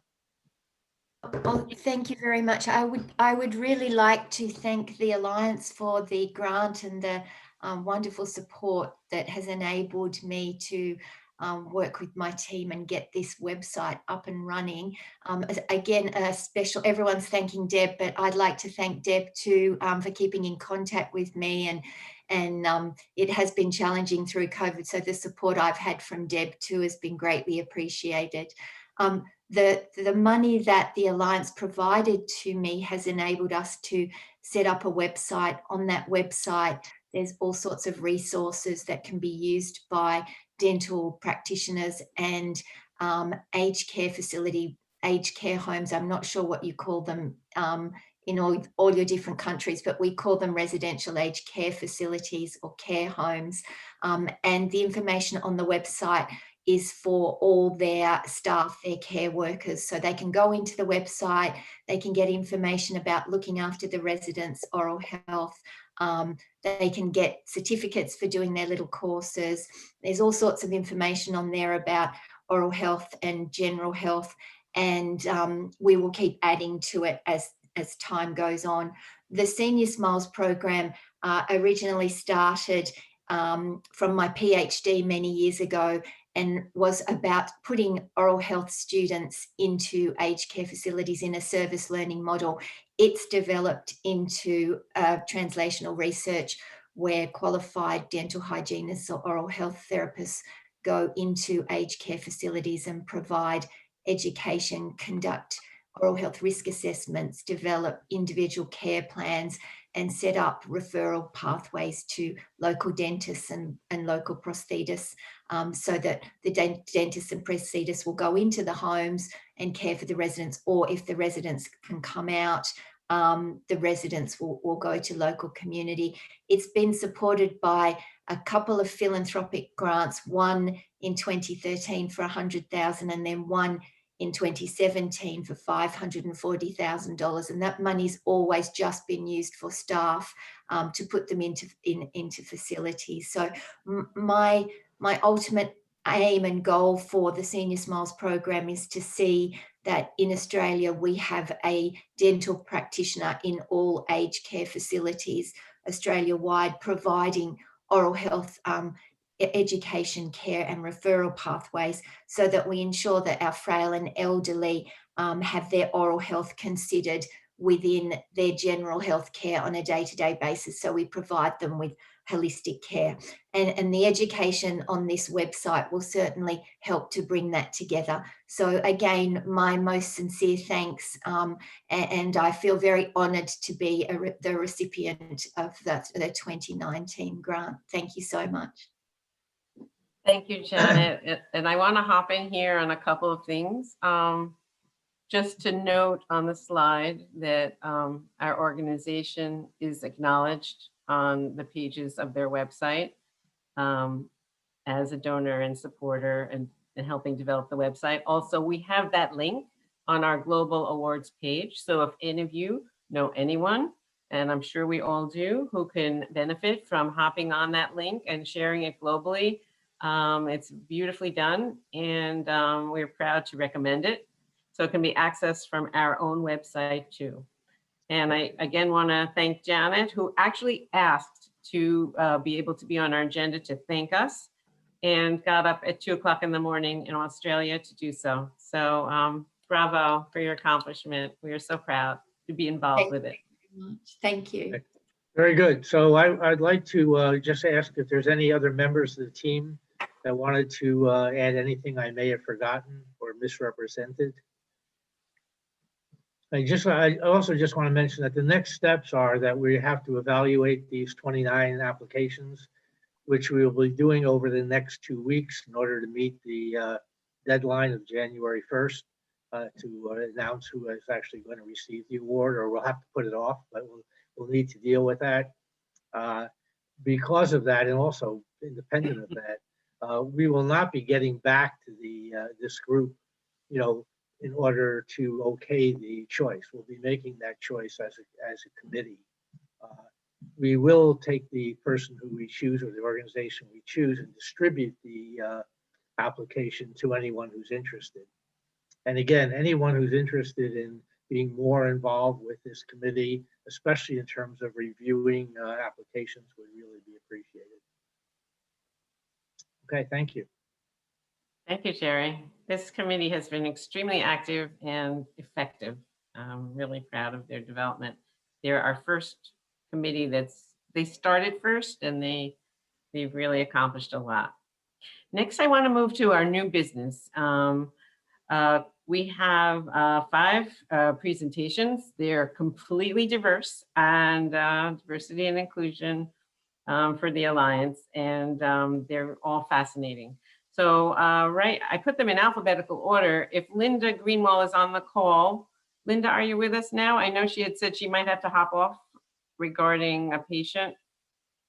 If she's on, we'll start with her. If not, I'm going to invite Sonia from Brazil, Dr. Sonia Groisman, to begin with her presentation on oral health literacy. Sonia? Hello, everybody. I'm very welcome. Go ahead. Yeah. You listen me very well. Yeah. Debbie asked me about some kind of project that could represent Alliance in dental literacy. And we all know that oral health education is the most important part of dental prevention. And you could pass next slide, please. And when we think on health literacy and dental education, we know that the better time to promote oral health and the time that we can have great receptive of the populations is when the pregnancy moment, because the woman is open for all modifications and all things that could benefit the babies. So there is not education on oral health for pregnant mothers in the world. And what we're doing, as we know that oral education is the best, and all programs start with oral education, and we all do oral education, but still dental caries is the burden disease in the world. We must think in what we are doing wrong. And I think what we're doing that we do not reach this population. Could we go next, please? And we have in Brazil this non-profit organization that's mothers and childs go to movie theaters. And I think that what we are doing wrong is that we put great effort in oral health education, in health centers, in dental offices, in dental schools, in schools, but we should do something different in order to decrease caries. We should we should cross our own borders and go outside dental centers and outside dental units and to bring message to other environments like movie theaters.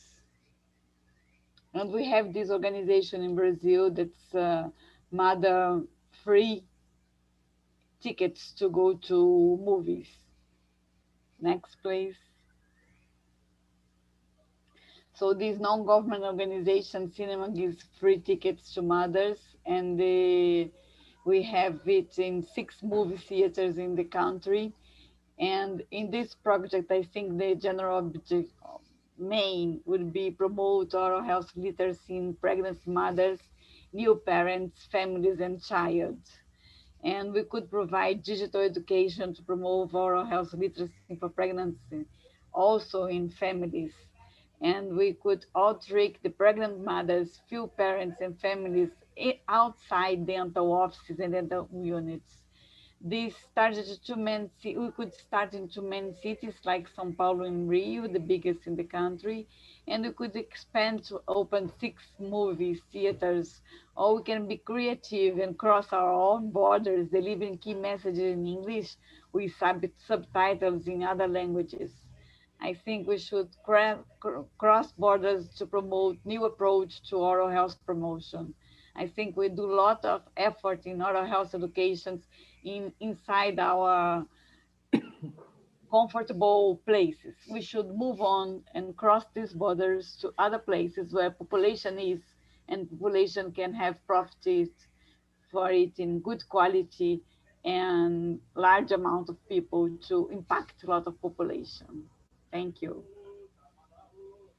Sonia, are there any questions for her presentation? Yeah, this is Bruce. I have a question. What's the status of the use of movie theaters in Brazil at this time? Oh, this time nothing working.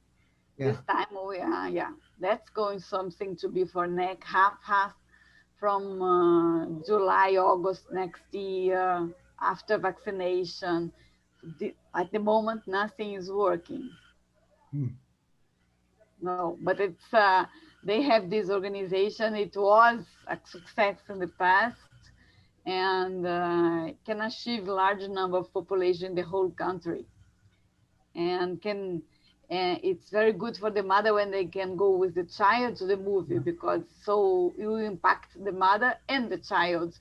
If you make one minute movie of the importance of oral health in general health, only thinking together to putting oral health together with general health. Thanks. Great. We can continue once we hear everyone else's, but I'd like to call on Dr. Othman Shibli to share his presentation with us next. Yeah, thank you so much, Debbie.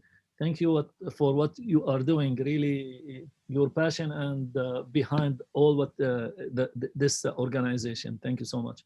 So, in a brief, I just want to share. Next, please. Want to share with you the world issue of challenges of the world refugee. So we have 80 million this year, 80 million now they become refugee and internally displaced, 30 million refugees and 50 million internally displaced, with 10 million increase in 1 year. So in 2018, we have 70 million. In the last year, we have 10 million increase, and that's the biggest increase in the history. Next. So you can see here the percentage of refugee in the world population. In 2000, we have 1 out of 200 people is refugee. Now this year, it become 1% of world population is refugee. 1% is like almost pandemic. Thanks. Next. And so in summary, like every minute, 24 people become refugee or internally displaced. And every day 37,000 become refugee. In a year, as I said last year, 10 million. Next. So as you know, there are dental missions and there are dental programs to help, but it is very minimum. It does not address more than 1% of refugee population in the world. Last year, our program with the support of Henry Schein and SAMS, we were able to treat 11,000 people. But this year, because of the pandemic, all international missions were freezed and not allowed because of many risks. So basically, they almost stopped all international missions. For that reason, then we thought that the need of people will not stop, so we have to be creative. So me and our team, we then expanded to rely on community healthcare workers, the local volunteers, so they can do the work, no need for international. And that's what we did in the last mission that I just came a few weeks ago from Lebanon. Next. And this is here showing you how we are training the community healthcare workers on the work. Like this is part of the training. Next. And then after we give them the training, a few days, then we go with them to the camps and the refugee, and we work together to provide direct supervision. Next.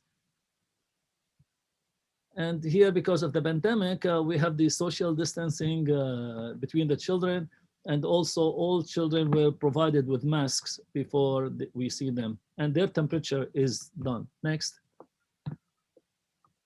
here taking temperature for children before we see them in the camp next. And this is one of the camps, remote camps in Lebanon that we worked. Next. Oh, that's next presentation. So that's in brief. Our last mission was, before this one, was in Africa and Liberia. So our program was expanding then till we hit it with this pandemic. So our future is to rely more on community dental health care workers to run a precise protocol that include preventive dentistry. And this will serve two purposes. One, sustainability, because those, they can work all the time. And I got small grant to pay salaries for those community healthcare workers. We have a team in Lebanon of 1 dentist and 3 community healthcare workers. So 4 people, they go from camp to camp. And also it is some type of capacity building, because then the community itself is helping themselves to do the work.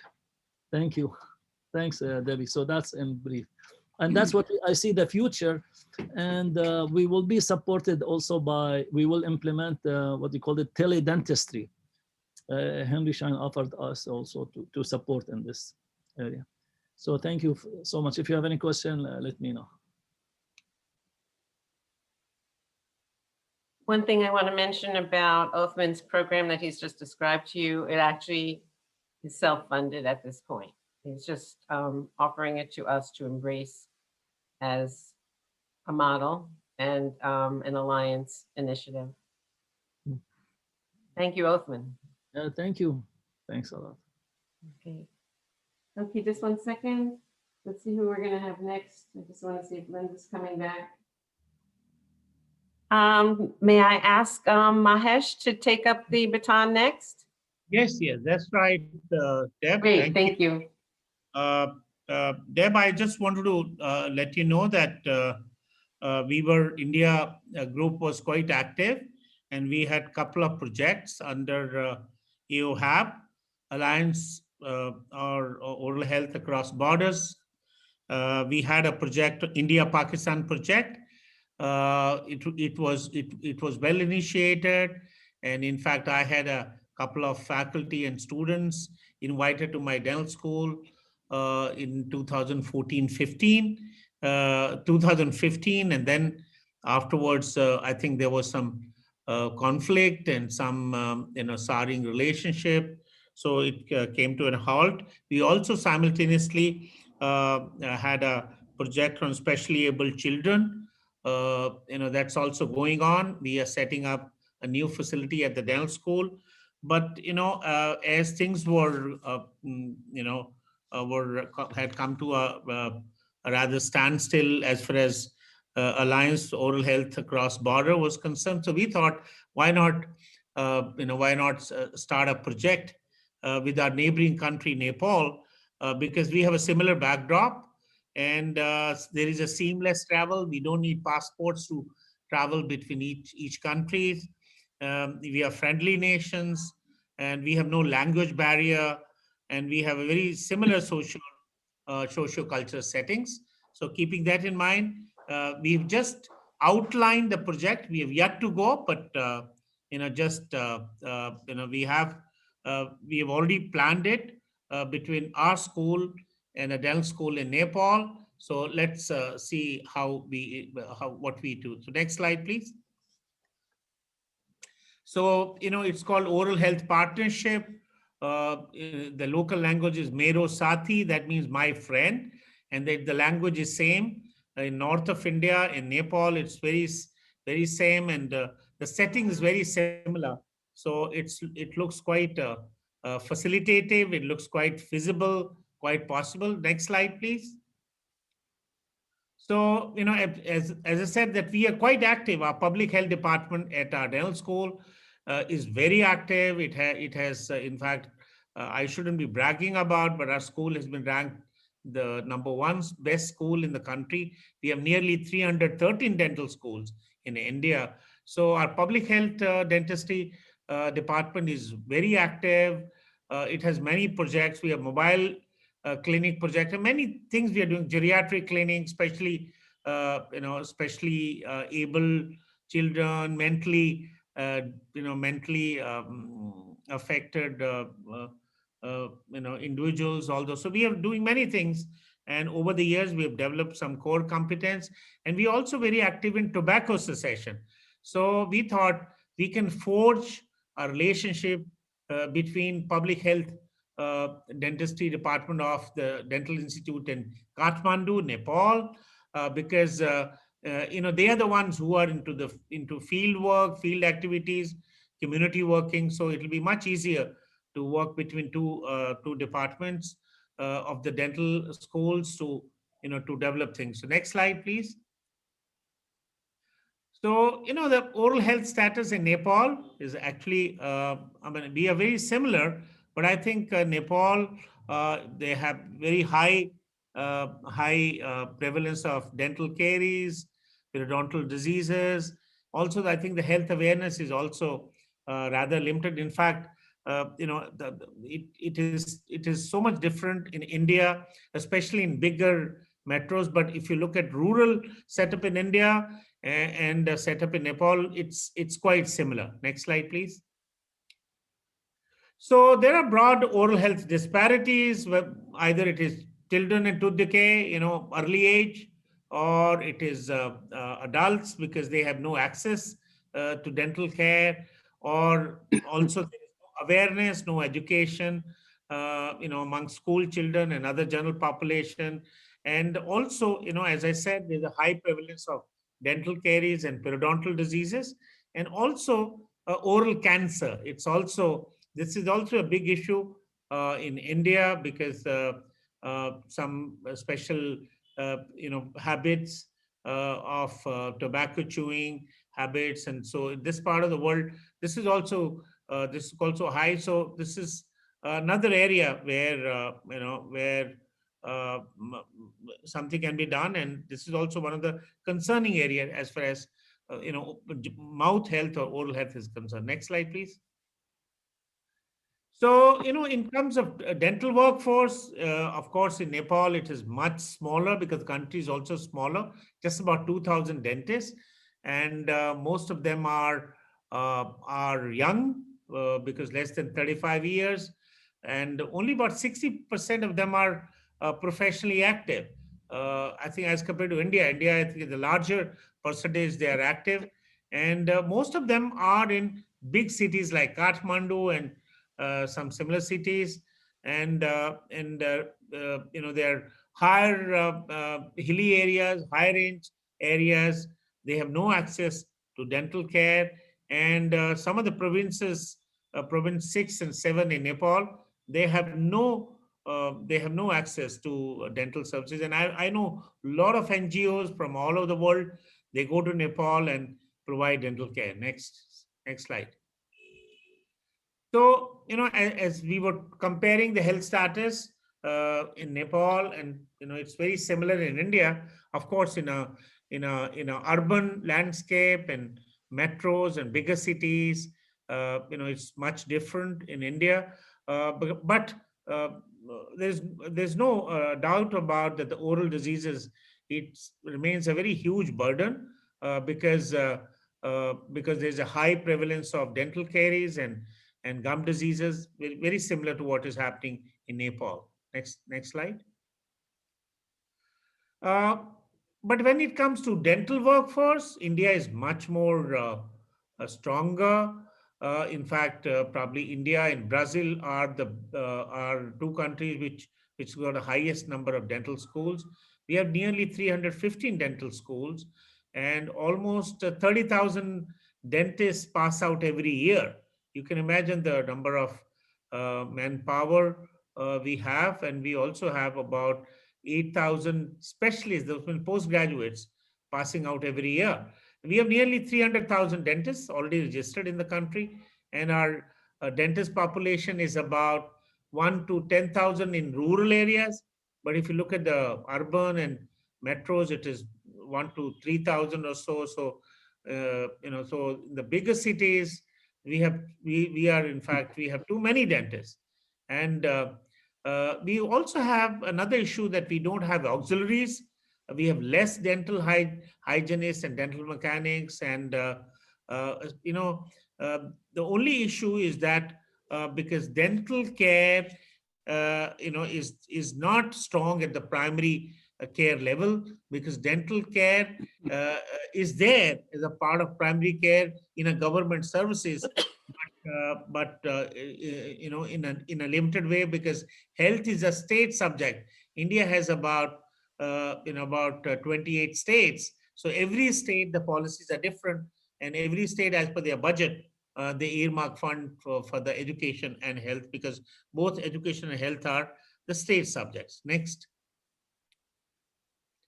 So what are the barriers for oral health care in India? Because oral health is not given so much importance in policy planning and even budgeting, fund allocation, because it's not life threatening, and also India too has a lot of far-flung areas, high ranges, hilly areas, which has a issue of access.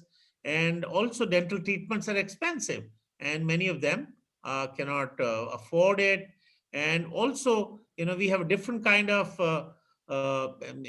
dental providers. So the quality is also not very consistent. Next slide, please. So, the program is to develop a kind of outreach program or oral health partnership beyond boundaries, and also to help each other, because we can develop at a primary level health workforce to deliver dental care to the communities through capacity building. We can train them, and we can upskill them, and they can carry out community work in their countries, and we can also do it sometimes here. So objective is not just to do it for Nepal, do it together and utilize in the respective countries. Next slide. Next slide. So the objective is that we develop a leadership kind of a role here. We provide a leadership role, and so that we can bring about institutional and community level. And we train the manpower, and they can in turn provide oral health, especially at primary level. And each country, we have a large workforce of primary health workforce. Of course, they work for general health. They don't work for oral health. They also do a little bit of oral health, but predominantly general health. So we can utilize those primary health workforce in both the countries and train them in a structured manner. And especially when it comes to tobacco cessation and areas like this where we need exclusive dental professionals, of course, we can use dentists, young professionals. And so we develop an advocacy program. So, to promote peace and well-being through the oral health with integration of oral health in all policies. And that is a mission of Alliance for Oral Health across borders. So collaborate and facilitate research also, because when you're doing it, we can also utilize this this opportunity to carry out some research, understand how in the community level their needs and unmet needs, all those things can be understood. Next.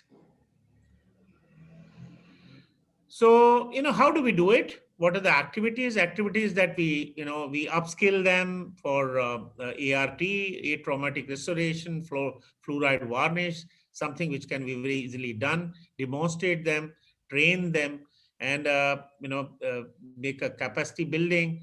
And also I said that tobacco cessation is one of our core areas, core competence at our dental school. So use that also, because this is a big issue in the community. So ultimately develop capacity and collaborate. Also, as I said, that also do some exploratory research using dental professionals and dental hygienists, and train healthcare workers focusing on we identify some priority groups like pregnant women for maternal child health or tobacco cessation. Particularly we pick up one or two areas, and then we can work in that area. And also then integrated with special clinic, because as I said that our dental school has a lot of projects, and also it can be used to train the primary healthcare workforce, including dental professionals from Nepal. Next slide. So how do we implement this plan? We have a baseline assessment, both in India and Nepal, and then we develop a module, validate it, and then train the trainers in India and Nepal so that they can carry out the intended work. Next. So and then implement the program, and then evaluate it, evaluate the program, and finally, ultimately, report writing a presentation. Of course, the entire program would take about, maybe about two and a half years, because it involves travel between the countries and involves, work at the community level in the respective countries. Next slide. I think this is a repeat. Next slide. Yes. So then the program is evaluated. Also evaluation of current geriatric oral health and maternal oral health approaches at different levels of healthcare, and then developing an integrated program of geriatric oral health. I mean, if we pick up area, whatever area we pick up initially, and that we can develop activities around that, and that those programs are ultimately evaluated. Next. So the conclusion is that its objective of the project is to foster partnership beyond boundaries, intending to develop primary level health workforce to deliver dental care to the communities through leadership, skill development, capacity building, and research. It's a very most of the students in Nepal, they come to India to study. So it becomes rather easy, because those students who are practicing or working at the community level, they understand the system, and it will be quite easier. The only thing is the funding, and if we get some external funding, it will be much easier. Otherwise, I was talking to my group, and they said we have to look for funding elsewhere, or within the organization, within the institutions, for funding this project. Thank you. Great program, Mahesh. Thank you for those details. It was very impressive, Mahesh, and you've been very thorough. I have a question. Yes. Bruce. Yes, Bruce. Yes, Bruce. I've been to your school, and it is a wonderful institution. My main question is this. Yes. I think more than a year ago, the Indian government explored the possibility of taking all the excess dental students that are graduated, since there are more than 300 dental schools in India, and developing a program like this specifically to provide primary care medicine and oral health. Whatever happened to that? No, that it didn't take off. They were planning that let there be a bridge course where the dentist could be imparted education, and they can be used for the medical as well as for dental care. But there was a big resistance from the medical community, and they said we will not allow that to happen. So it didn't take off. So why do you expect this to happen? There must be regulations between Nepal and India. Yeah, there are regulation, because because the medical is regulated by the Medical Council of India, and they fought tooth and nail. They said you cannot do that. You cannot allow this. Then they said tomorrow you will ask nurses that they should learn this, and they become doctors. Tomorrow they will ask physiotherapists.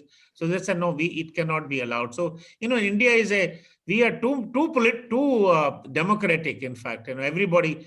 I'm sure you must have read in the papers that these days farmers are camping here in New Delhi. All the farmers from the country, because the government brought out some regulation and they are opposing that. So we are too democratic, and unless it is acceptable to everybody, it doesn't, things do not happen. Thank you. Thank Yeah, you. Mesh, you see much in the way of oral cancers related to betel nut use in your facilities? Yes, we see our oral pathology and oral medicine radiology department is so busy, and we see a lot of pre-malignant conditions, malignancies, and all other because in Delhi probably we are the only biggest center where all these patients are referred. So we get a lot of patients.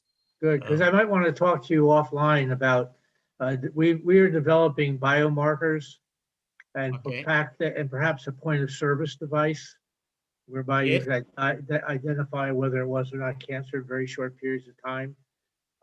So maybe we could talk about that. Sure, Jerry. Great. In the interest of time, I'm going to invite Linda to take her place now and share her project with us. Linda, are you with us? Yep, I'm there. Great, thank you. Greetings from London.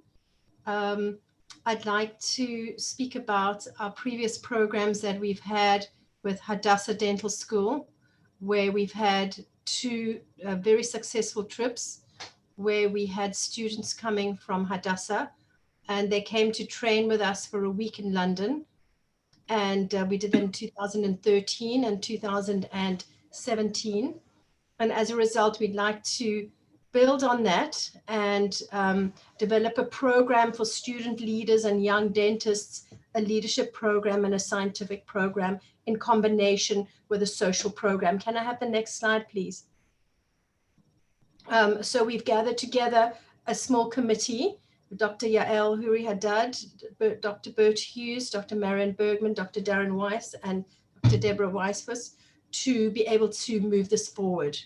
And we'll be working over the next 18 months. We plan this for 2022 in the hope that COVID is over and it's safe to travel. And we'd like to welcome everybody to London in June 22. Can we have the next slide, please? So what we will be doing in the meantime, we'll be doing virtual preparation and online training for students and to develop a young leadership program from all the participating countries and engage in the social. And when we get together to meet virtually, I mean, not virtually, actually really, then we will continue our scientific program and our touring visits to London. And this will be a week in June 2022. There will be an educational component, and that will be online if people can't attend it. But the purpose is for breaking barriers and global health for a peace initiative. Can we have the next slide, please? And these are photos from the students from Hadassah who attended in 2017 with their teacher, Yehuda Shahal.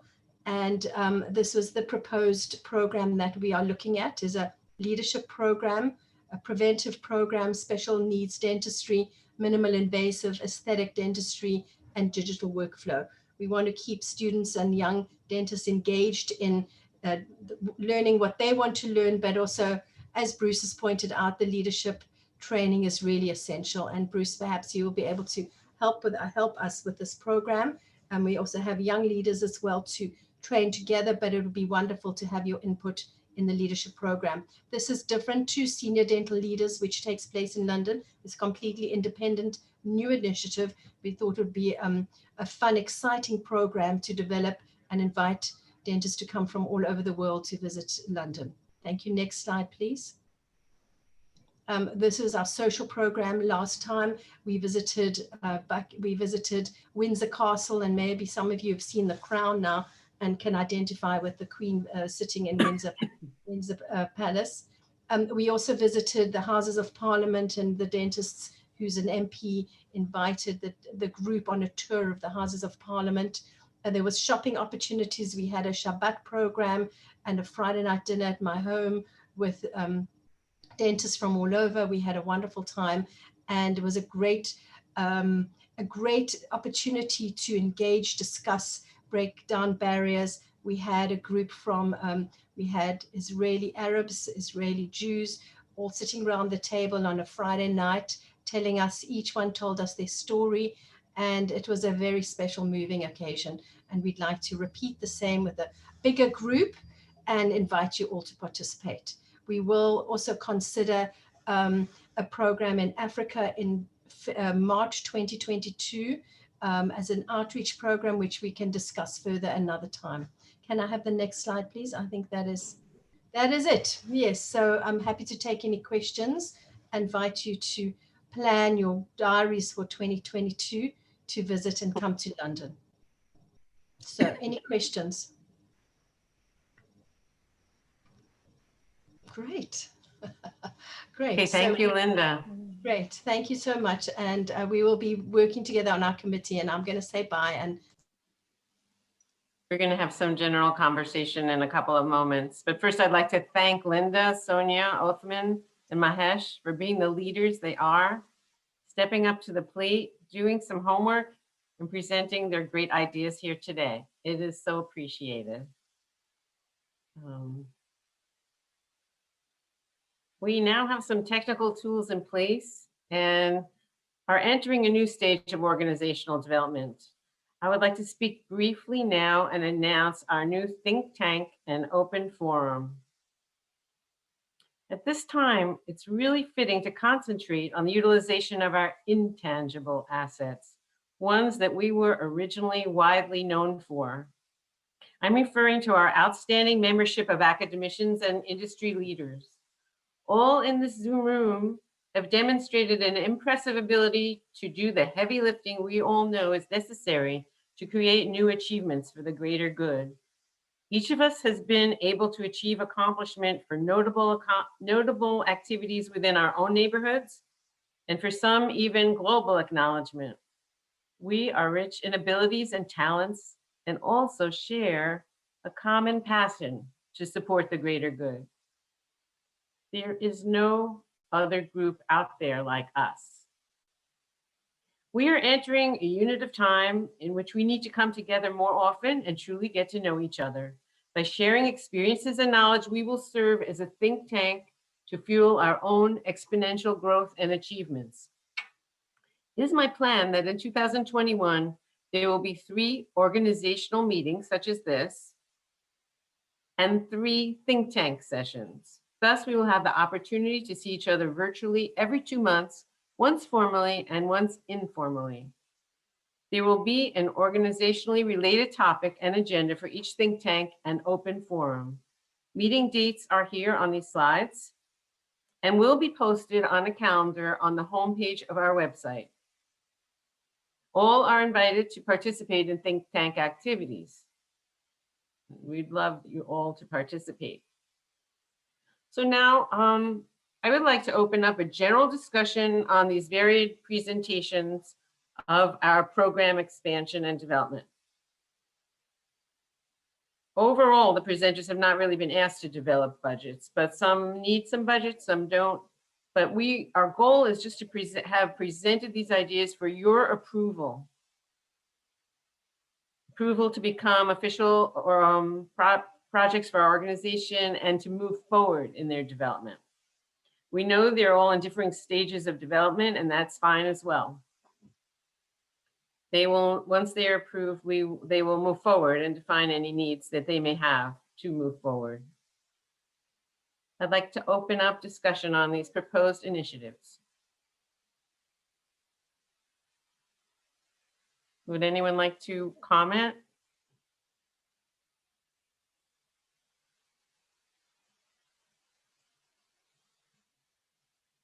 Can you hear me?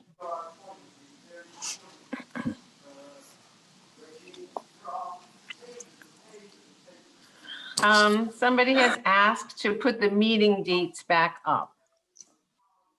Jamie, the meeting dates and the think tank dates.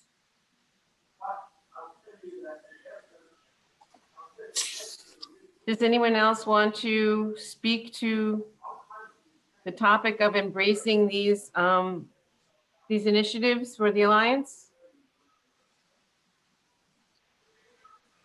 Deborah, this is Jaime. Can I say something? Absolutely. Oh, first of all, I really want to as everybody did already, I want to congratulate you because, I've been to meetings years back and there was no continuation. And I really want to praise your work because you've done a tremendous work to push us together again. Second, I'm gonna have to leave the meeting because I have patients scheduled. I didn't know it was gonna last that long. But as you know, me and Michael have a communication exercise that we started early March of 2020. It was on a Zoom based, and then it became a program that I think it's the best thing now to go over borders is of course the internet. Internet has no borders. And I was chatting with Michael during the meeting, and we want to offer you, if we want to do a special program on the Alliance that can be taped and then it can be taken anywhere. We do it in a setup that we are like in a CNN studio, and everybody is at home, so we don't have to meet for that. And really try to show the institutions and that are present here and others what are the goals, what is happening, what can be accomplished by everybody putting a little bit. And we'll do it for no cost, of course. All our lectures are free of honorarium. Neither Michael or I or the presenters got anything more than a letter of thank you. And but there is a cost of production, but I can manage the cost through my foundation and do a special number that can be broadcast everywhere in the world. So either live or then it can stay as an on demand. So I didn't want to leave the meeting without offering you this, and to everybody. We can do many things with this setup. We can do it in a private theater, or we can do it in an open media, like any social media that can be broadcast. We can either YouTube or Facebook or Instagram. So I want to leave this on the table and at your disposal. You can tell me. Of course, it's something for January. It needs preparation, but we'll be very glad to do that for you. Jaime, do you want to speak to how many people actually are listening and attending and accessing this program? Yeah, well, the format of Genie, which has been running for we did last Tuesday, the 20th program, has a minimum of 2,500 people that watch it. Some programs have gotten to 5,000, 6,000. We got one. But of course, the pandemic had everybody scared. We had 13,000 people watching it live. And then people can go back and watch it again or invite other people to watch it. So our audience is mainly for Latin America, Mexico, Central and South America. But again, we can do a special edition for the US on times and dates that everybody can listen and do, and I think the pandemic has brought some good things. One is getting it closer through internet. The other one is to people sit down and listen there is a sense that we want to help others. So I think it's a good time to do that. Jaime, this is Bruce. Hi, Bruce. How are you? Just a quick question. Sure. One of the things that's kind of slowed down this leadership course is that it had to be done on a special computer that came from. You do yours. You record them on an iPhone or something like that? No. We do it live. It's completely live. Oh, it's live. It's live, and it's done through it's called vMix. You get a link, you can get in. These are the presenters or the guests. Everybody else can watch it in a Facebook live, and then it stays there forever. Or they can also watch it on YouTube. Okay. And because it stays there for eternity. And if you don't want to do it, in social media, we can rent an Amazon theater, which has the capacity you need. If you're going to have 5,000 people, you can rent the place for 5,000, which guarantees that the place is not going to crash. Because if you get a lot of people, the problem is that some of these programs crash or they got slow, you don't understand what's going on. And so it can be done either way, open or closed. Thanks. And it's been a very good exercise, don't you think, Michael? Yes, it's been great actually, and the support we get from the audience is enormous because we have set us up with presentations and question and answering. And having been both a moderator and a presenter, I have learned a lot about what people really need and want to know. And that has sort of been the basis for continuing this program by making it more not only available, but also more appropriate to the needs of the audience. So it's been a wonderful exercise. And thank you, Jaime. Jaime is the one who had the idea about this whole thing and set the whole thing up and got the sponsorship for it, so on and so forth. I'm just a hanger-oner here that managed to help him out a little bit, but Jaime should get all the credit for this whole thing. Well, thank you, Jaime, for this really generous idea and contribution to us. We accept with enthusiasm. It will move us into new continental exposures, and the numbers are really exciting that you mentioned. And I just want to share with the group that I've actually had the opportunity to hop on a couple of their presentations, and they are really, really well done. So I'm very excited and look forward to continuing on that. Just to get back, I want to be a little more formal this time and just ask if they're, based on the level of discussion, do I have a motion? Is there any more discussion on the proposed initiatives? And if not, do I have a motion to accept these reports as initiatives to develop for the Alliance for Oral Health Across Borders? I have a question. Okay. I think the motion to make the programs a focus of the initiative of the Alliance potentially creates a brand dilution. There's no question that the Alliance members have developed and are a source of innovation and commitment. And each of the programs are global examples, or they're local regional examples of what could be replicated around the world. If you want to make these quote unquote Alliance programs so that they can be championed, replicated, what are we doing with them? That to me, that's a question. When I hear an opportunity like a lecture series, our leadership development program, and what Jaime and Michael are talking about, it reinforces more of the core passion and issue.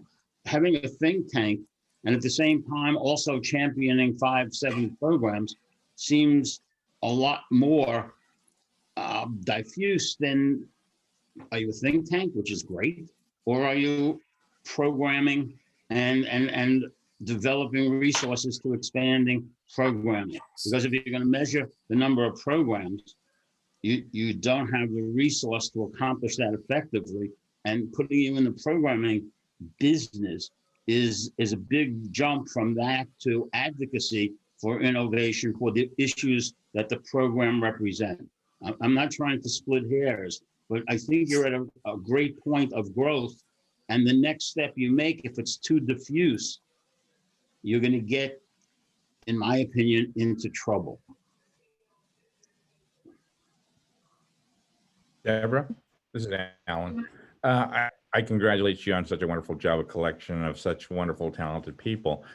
May I just suggest on the think tank to have themes, maybe the theme of people with intellectual disability, where we can usually have time as a think tank to talk about different ways for doing different things, and maybe a different think tank for like Carrie's risk assessment and prevention protocol. If we have themed think tanks. I think maybe we can find different areas of common interest and share and learn from one another.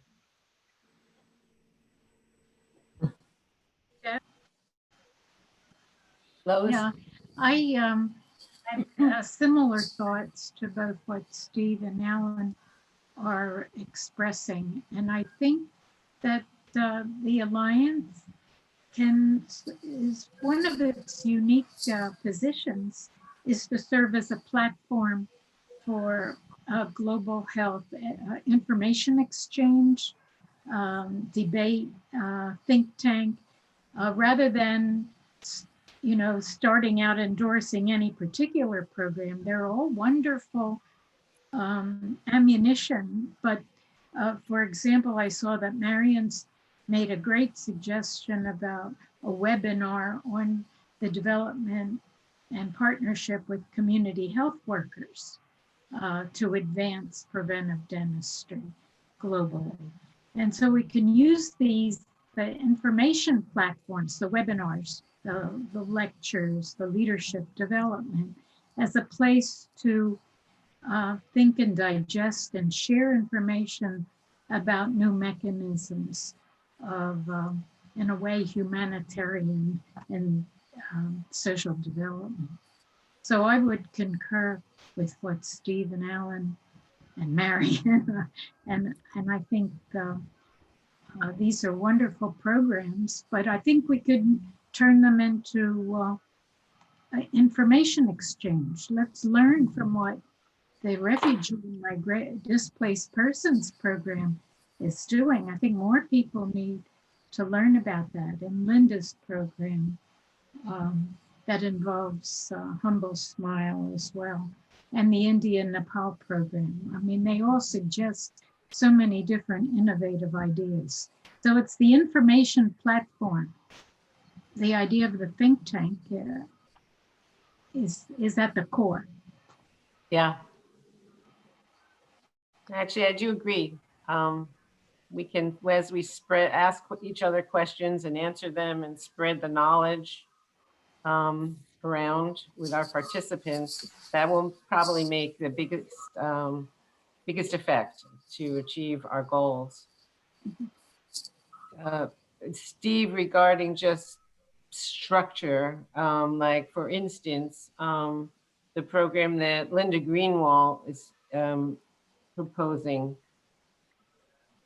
that one is more the leadership development of the younger set.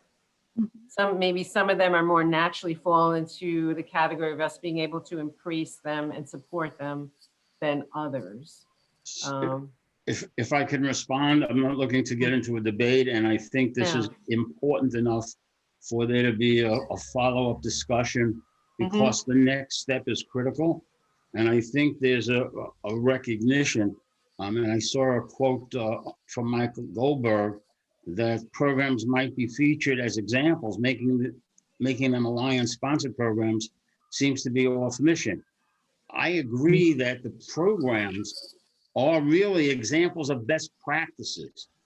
And if we can extract the common ground of each of these great programs, we feature the programs and support the expanded awareness of the importance of the programs and their value.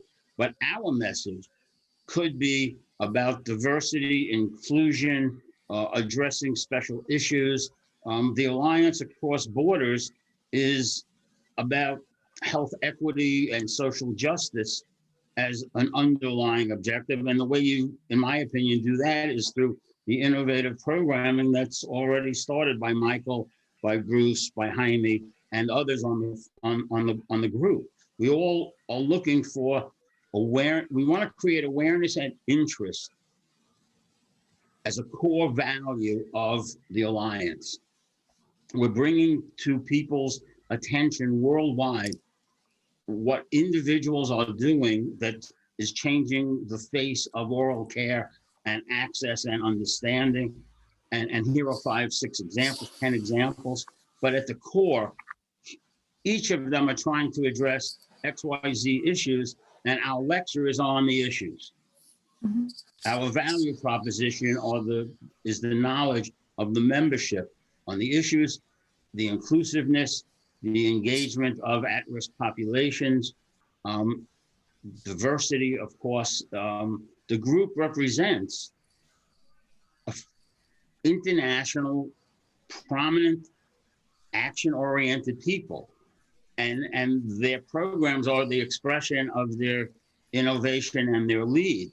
But the magic would become the alliance capturing the essence of each of those programs and making that the subject to share with new audiences.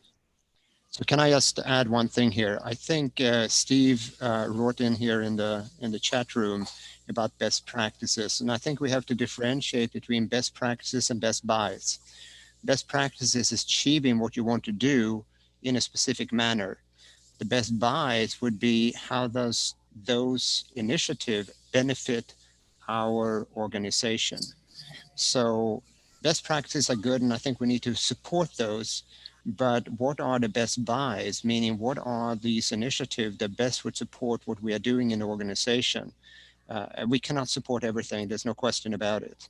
So looking at these best practices to the next step being, which are the ones that we should be able to support in order to promote the mission of the organization without diluting the efforts that we can put into this whole thing, because there are too many good things going on at the same time. But Michael, the opinion of our group as to which are the programs that represent best practices isn't my intent.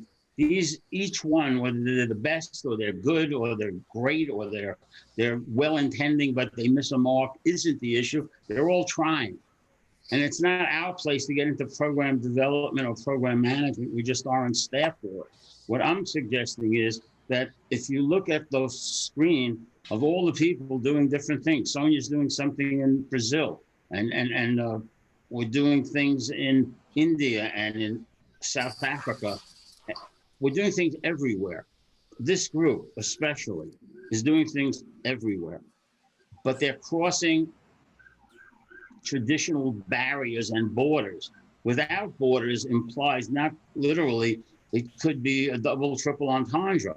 It's borders of thought, it's borders of ethnicity, of borders of nationality. The real essence, way back, Michael, you were there, so you know, it wasn't literally dentistry.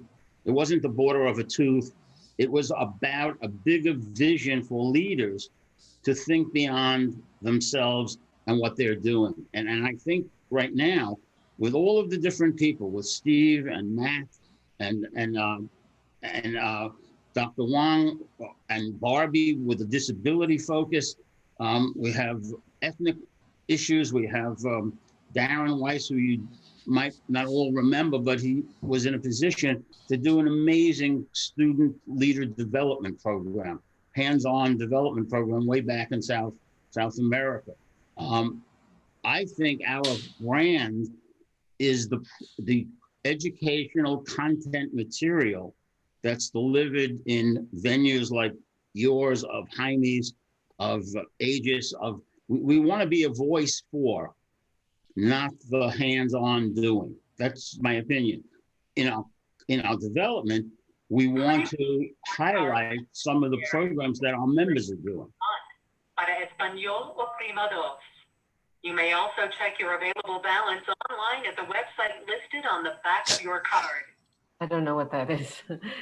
I'm so sorry, but I just want to hop in and tell you while everyone's been talking in this fascinating discussion, people have been chatting simultaneously, contributing a lot of other notes, and it's just moving away from me.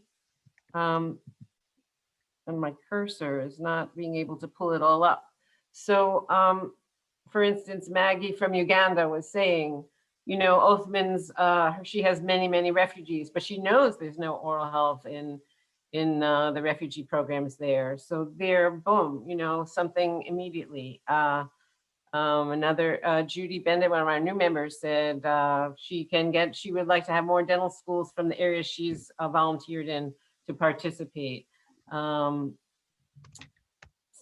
other, you can probably access it yourself, but I think that this conversation has been very enlightening. It's fine. We could continue it at our first think tank session if we like. I think that this is the time for all of these thoughts to come out. And as we look at our structure moving forward, now that we're all in the room, and we have different kinds of support available to us, and move forward through our thought processes, our analysis of what the best things we need to choose to move forward are going to be, and understanding the bandwidth that we need to get anything done, and what we actually do want to get done. That was what I also feel, having more people connected and participating will actually make it much easier organization, where not any one group has to do a lot of heavy lifting. And I appreciate moving into that next arena where there'll be more spreading out of the activities within the membership. That's my goal. Did anyone else want to add to the conversation? We are recording it, by the way, and it will be distributed as soon as we can get the notes written up for everybody. So we can look at it again, because there have been a lot of very insightful and pertinent contributions. Deb, it's Maxine. Hi, Max. Hi. I was going to say, I think that we could be a wonderful conduit of information where we take the successes of our members who've done programs that are successful, and we in a sense, we become the purveyor of information so that we don't have to keep reinventing the wheel. You know, the program between, you know, Jerusalem, you know, the dental school, Hebrew University, and Al Quds. Well, that program was very successful. We could take that information, put it together, and have, you know, other people who would like to start similar programs use that as the template for their successful programs. I don't see us as being the people actually doing the work, but providing the tools and the information, and becoming, you know, a repository of information for other people so that they can also be successful in their pursuits. And we have a lot of successful programs here. We just need to, in a sense, I think, become almost a library for others so that they could be successful in their efforts, whether it be the Australian program. You know, we have a lot of really good minds here who have had success with different types of programs, and I think we could become the conduit of that information and help other people succeed with similar projects. And that isn't that costly to do, really, you know, to be a repository of information, and through our grants help other people succeed with their projects, and then add that to the library of available you know, templates for others to take advantage of. And I think we could be very successful at that, because just look at, yes, Michael. Yeah, Maxine, I agree with you 100%. Very well said. And this was you said it much better than I did, but that was my intent with the Best Buy thing, that we have individuals involved in this organization done extraordinary things. And if this organization can be a repository to look at what people have done, and enable, somehow engage those individuals that have succeeded or had success, and engage those individuals with others that want to achieve the same success, that would be an enormous help. And there's an organization like that in the world, as far as I know, that can do that. You know, and that would be great. Fantastic. Thank you, Maxine. I see Irv Silverstein there, and he has done some amazing projects with pre-dental students, setting up clinics for underserved in schools and in in areas where people just didn't have access. If we could get herbs information and pass it to other dental schools and other universities, I mean, his program at what is it, UCSD and Lemon Grove, and yes. in Lemon Grove. I mean, that project is just amazing what they're doing to improve the overall health of the students and their families in an incredibly underserved area. It was so successful. Like if we could like get that information, I think other people could really learn a lot from our successes, and we could help other people become successful. So that's my 2 cents. I think you found the common denominator of all of the people on this call. They've all innovatively created amazing programs, trying to help close narrow gaps that are perceived through a whole range of issues. And I think you said it perfectly, Maxine. That's what we should champion. That's what the Alliance is about. We even could become mentors. We can give awards to the most promising ones. That's a review committee. But the idea that we can help create the framework for people to think about developing programs or to benchmark their own programs, we can become that resource. And at the same time, we can become a voice for motivation of younger individuals within oral health and within the community. It's about oral health, but it's more than that. It's about primary care. It's about the self-esteem. It's about all of the things that we know the importance of oral health represent. And I don't think there's a face that I see, in my view, that isn't engaged in those types of programs. And then being on this board gives us a chance to collaborate around programs and at the same time highlight and feature. Once we build visibility and audience, we have the opportunity to show some of the projects that come from the members of the Alliance. But that's not what it's about. What it's about is being the stimulus for others to engage and create innovative programs locally, regionally, even nationally, internationally. That's the beauty of what's been going on. Some of us here have done programs that are local, regional, national, international. You know, I want to say something back. I think you did a good job, and also Steve. You know, we have such a great talent in this group, and we've been meeting for years and years. And first, we focused on the peaceful engagements between Palestine and Israel, but we've grown more than that. And you know, looking at all the different programs, you know, I don't like rating programs. I think anybody that does good in terms of leadership, taking care of social needs in certain countries, disparities, racism, I mean, they all fall within our group. And I think Steve said, and Maxine and some of the others, that, you know, this would be a good organization to, like an umbrella, to have this all, you know, underneath it. And then we could also pass on information that may help one group over another, different countries, different areas. I'm engaged both internationally and local, but I do want to give a thank out to Deborah, who put this meeting together today. I cannot believe the amount of work that she's probably spent on this, because I know she's called me personally 3 times. And I think we have seen a leap of growth. And what a lot of our organizations, we have funding. You know, sometimes we don't need the funding from the Alliance, but maybe we need a little more publicity, maybe more collaboration of showing what each group does, so that maybe we can cross borders into different programs, because building leadership is one of the biggest things I see we need to do with our young dentists and doctors, nurses. You know, I work at the university level, and what's happened with COVID-19, it's just been awful in the training modes. And we actually now on Zoom, which is amazing, all our Thursday night meetings, we've gotten students from all over the United States.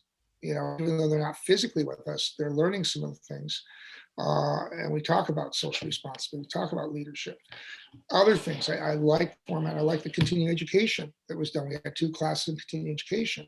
I think that's great. I mean, I was able to catch the second one. I didn't the first one. And it brought up a lot of ideas I wasn't looking at. I think the ideas of leadership, the program in London, you know, bringing up leadership. And then in India, Nepal and India are not at war, but they're very different in culture and their language. And to maybe, I'm sad about the political that we have over abundance of dental students in India, and it would be wonderful if they could put them into a health corps that gives them the experience to be a good dentist. And that's why I always like people that go into the military, the Navy, because they give them a lot of good experience and leadership. And I didn't know India had such a amount of dental schools. I mean, there's lots of things I learned today that I really have to thank Deborah for bringing this all together. I don't think we need to fund everybody to make their project work, but maybe help them get ideas where they can get funding. You know, I was presented with several ideas, like Maxine said, and I've helped other places learn about that funding because there's more than one grant. When we built Levitt Grove, it was an NHA grant that gave us the seed money. Well, they ended up funding 11 other programs, and we let people know about it so that they could go into it. But and all of the programs are very different, even though it came from the same funding group. So I think we have amazing people in this group today. I would love to see it expand. We've all had different ideas, and I'm glad that we're focusing on different ideas around. And who knows what COVID-19 is going to do, but one thing I think it has done is brought people all over the world together by Zoom. I mean, 99% of all my meetings are by Zoom. Drives me crazy, but it allowed me access to students and other people across the United States. We even had two in Japan that attended the last meeting on a Thursday night. So I just, you know, I want to thank Deborah, and I want to thank Maxine for her comments, and of course, Steve and Michael Glick. I mean, I think that now we're kind of thinking out of the box, and I really love what happened today. Thank you very much, guys. Thank you, Irv. I'm very moved right now. I mean, I feel like in the last couple of years, I've worked so hard to get everyone on the runway, really. And now it's going to be taking off. I mean, now we're at the point where we can have these conversations because a lot of the other stuff is, you know, been worked on. And I feel so honored to be here because I know that one thing in getting to know you all, we do all share that passion of moving forward and just somehow being able to make it happen. And if we can put all that energy together and plow our way, some of us we're all different. Some of us are much better organizationally or strategically and technically and in every way. And that's why putting all our heads together is really going to make this really effective. I want to thank you all for your contributions. I really want to thank you all for being here. We need to keep thinking about this, and I really understand and I appreciate and acknowledge the comments that we've had in this discussion. And we're going to keep carving the path and continuing the conversation and defining how, what, where, and when we're going to be effective. And I just want to welcome you and also invite you to be in communication. And that's why I started the think tank idea, is so we will have like another forum to be able to communicate and if necessarily structure ourselves appropriately for what we need to do in the next unit of time. So, you know, we can start rolling. I mean, we have the continuing conversations vehicle. We have the leadership webinar vehicle. We have this student leadership initiative vehicle. We have now the new donation of Jaime Edelson and Michael Glick's offer for kind of a promotional or maybe even an ongoing promotional vehicle. These are all, it is great. It is the information to enable others such as ourselves throughout the globe to move forward more effectively so they don't all have to reinvent the wheel and spend all that time, you know, creating the original. Should be able to really help us achieve goals, our serious and ambitious goals. So I thank you all for being here. Is there anything? I know I've been told my meetings are long, and I thought by putting in extra meetings next year, they won't have to be so long.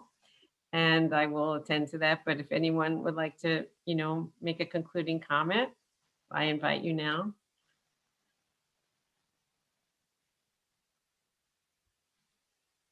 Well, if not, thank you very much for being here. I do appreciate all your contributions, and I look forward to connecting with all of you individually at any time on any question. If there's nothing else anyone wishes to add before we adjourn, I would like to take a motion for adjourning. Is there a motion to adjourn the meeting? So moved. Second. Thank you, and a second. So I wish you all a healthy and happy holiday season and look forward to seeing you much more in 2021. This meeting is adjourned. Thank you. Mwah. Thanks, Deb.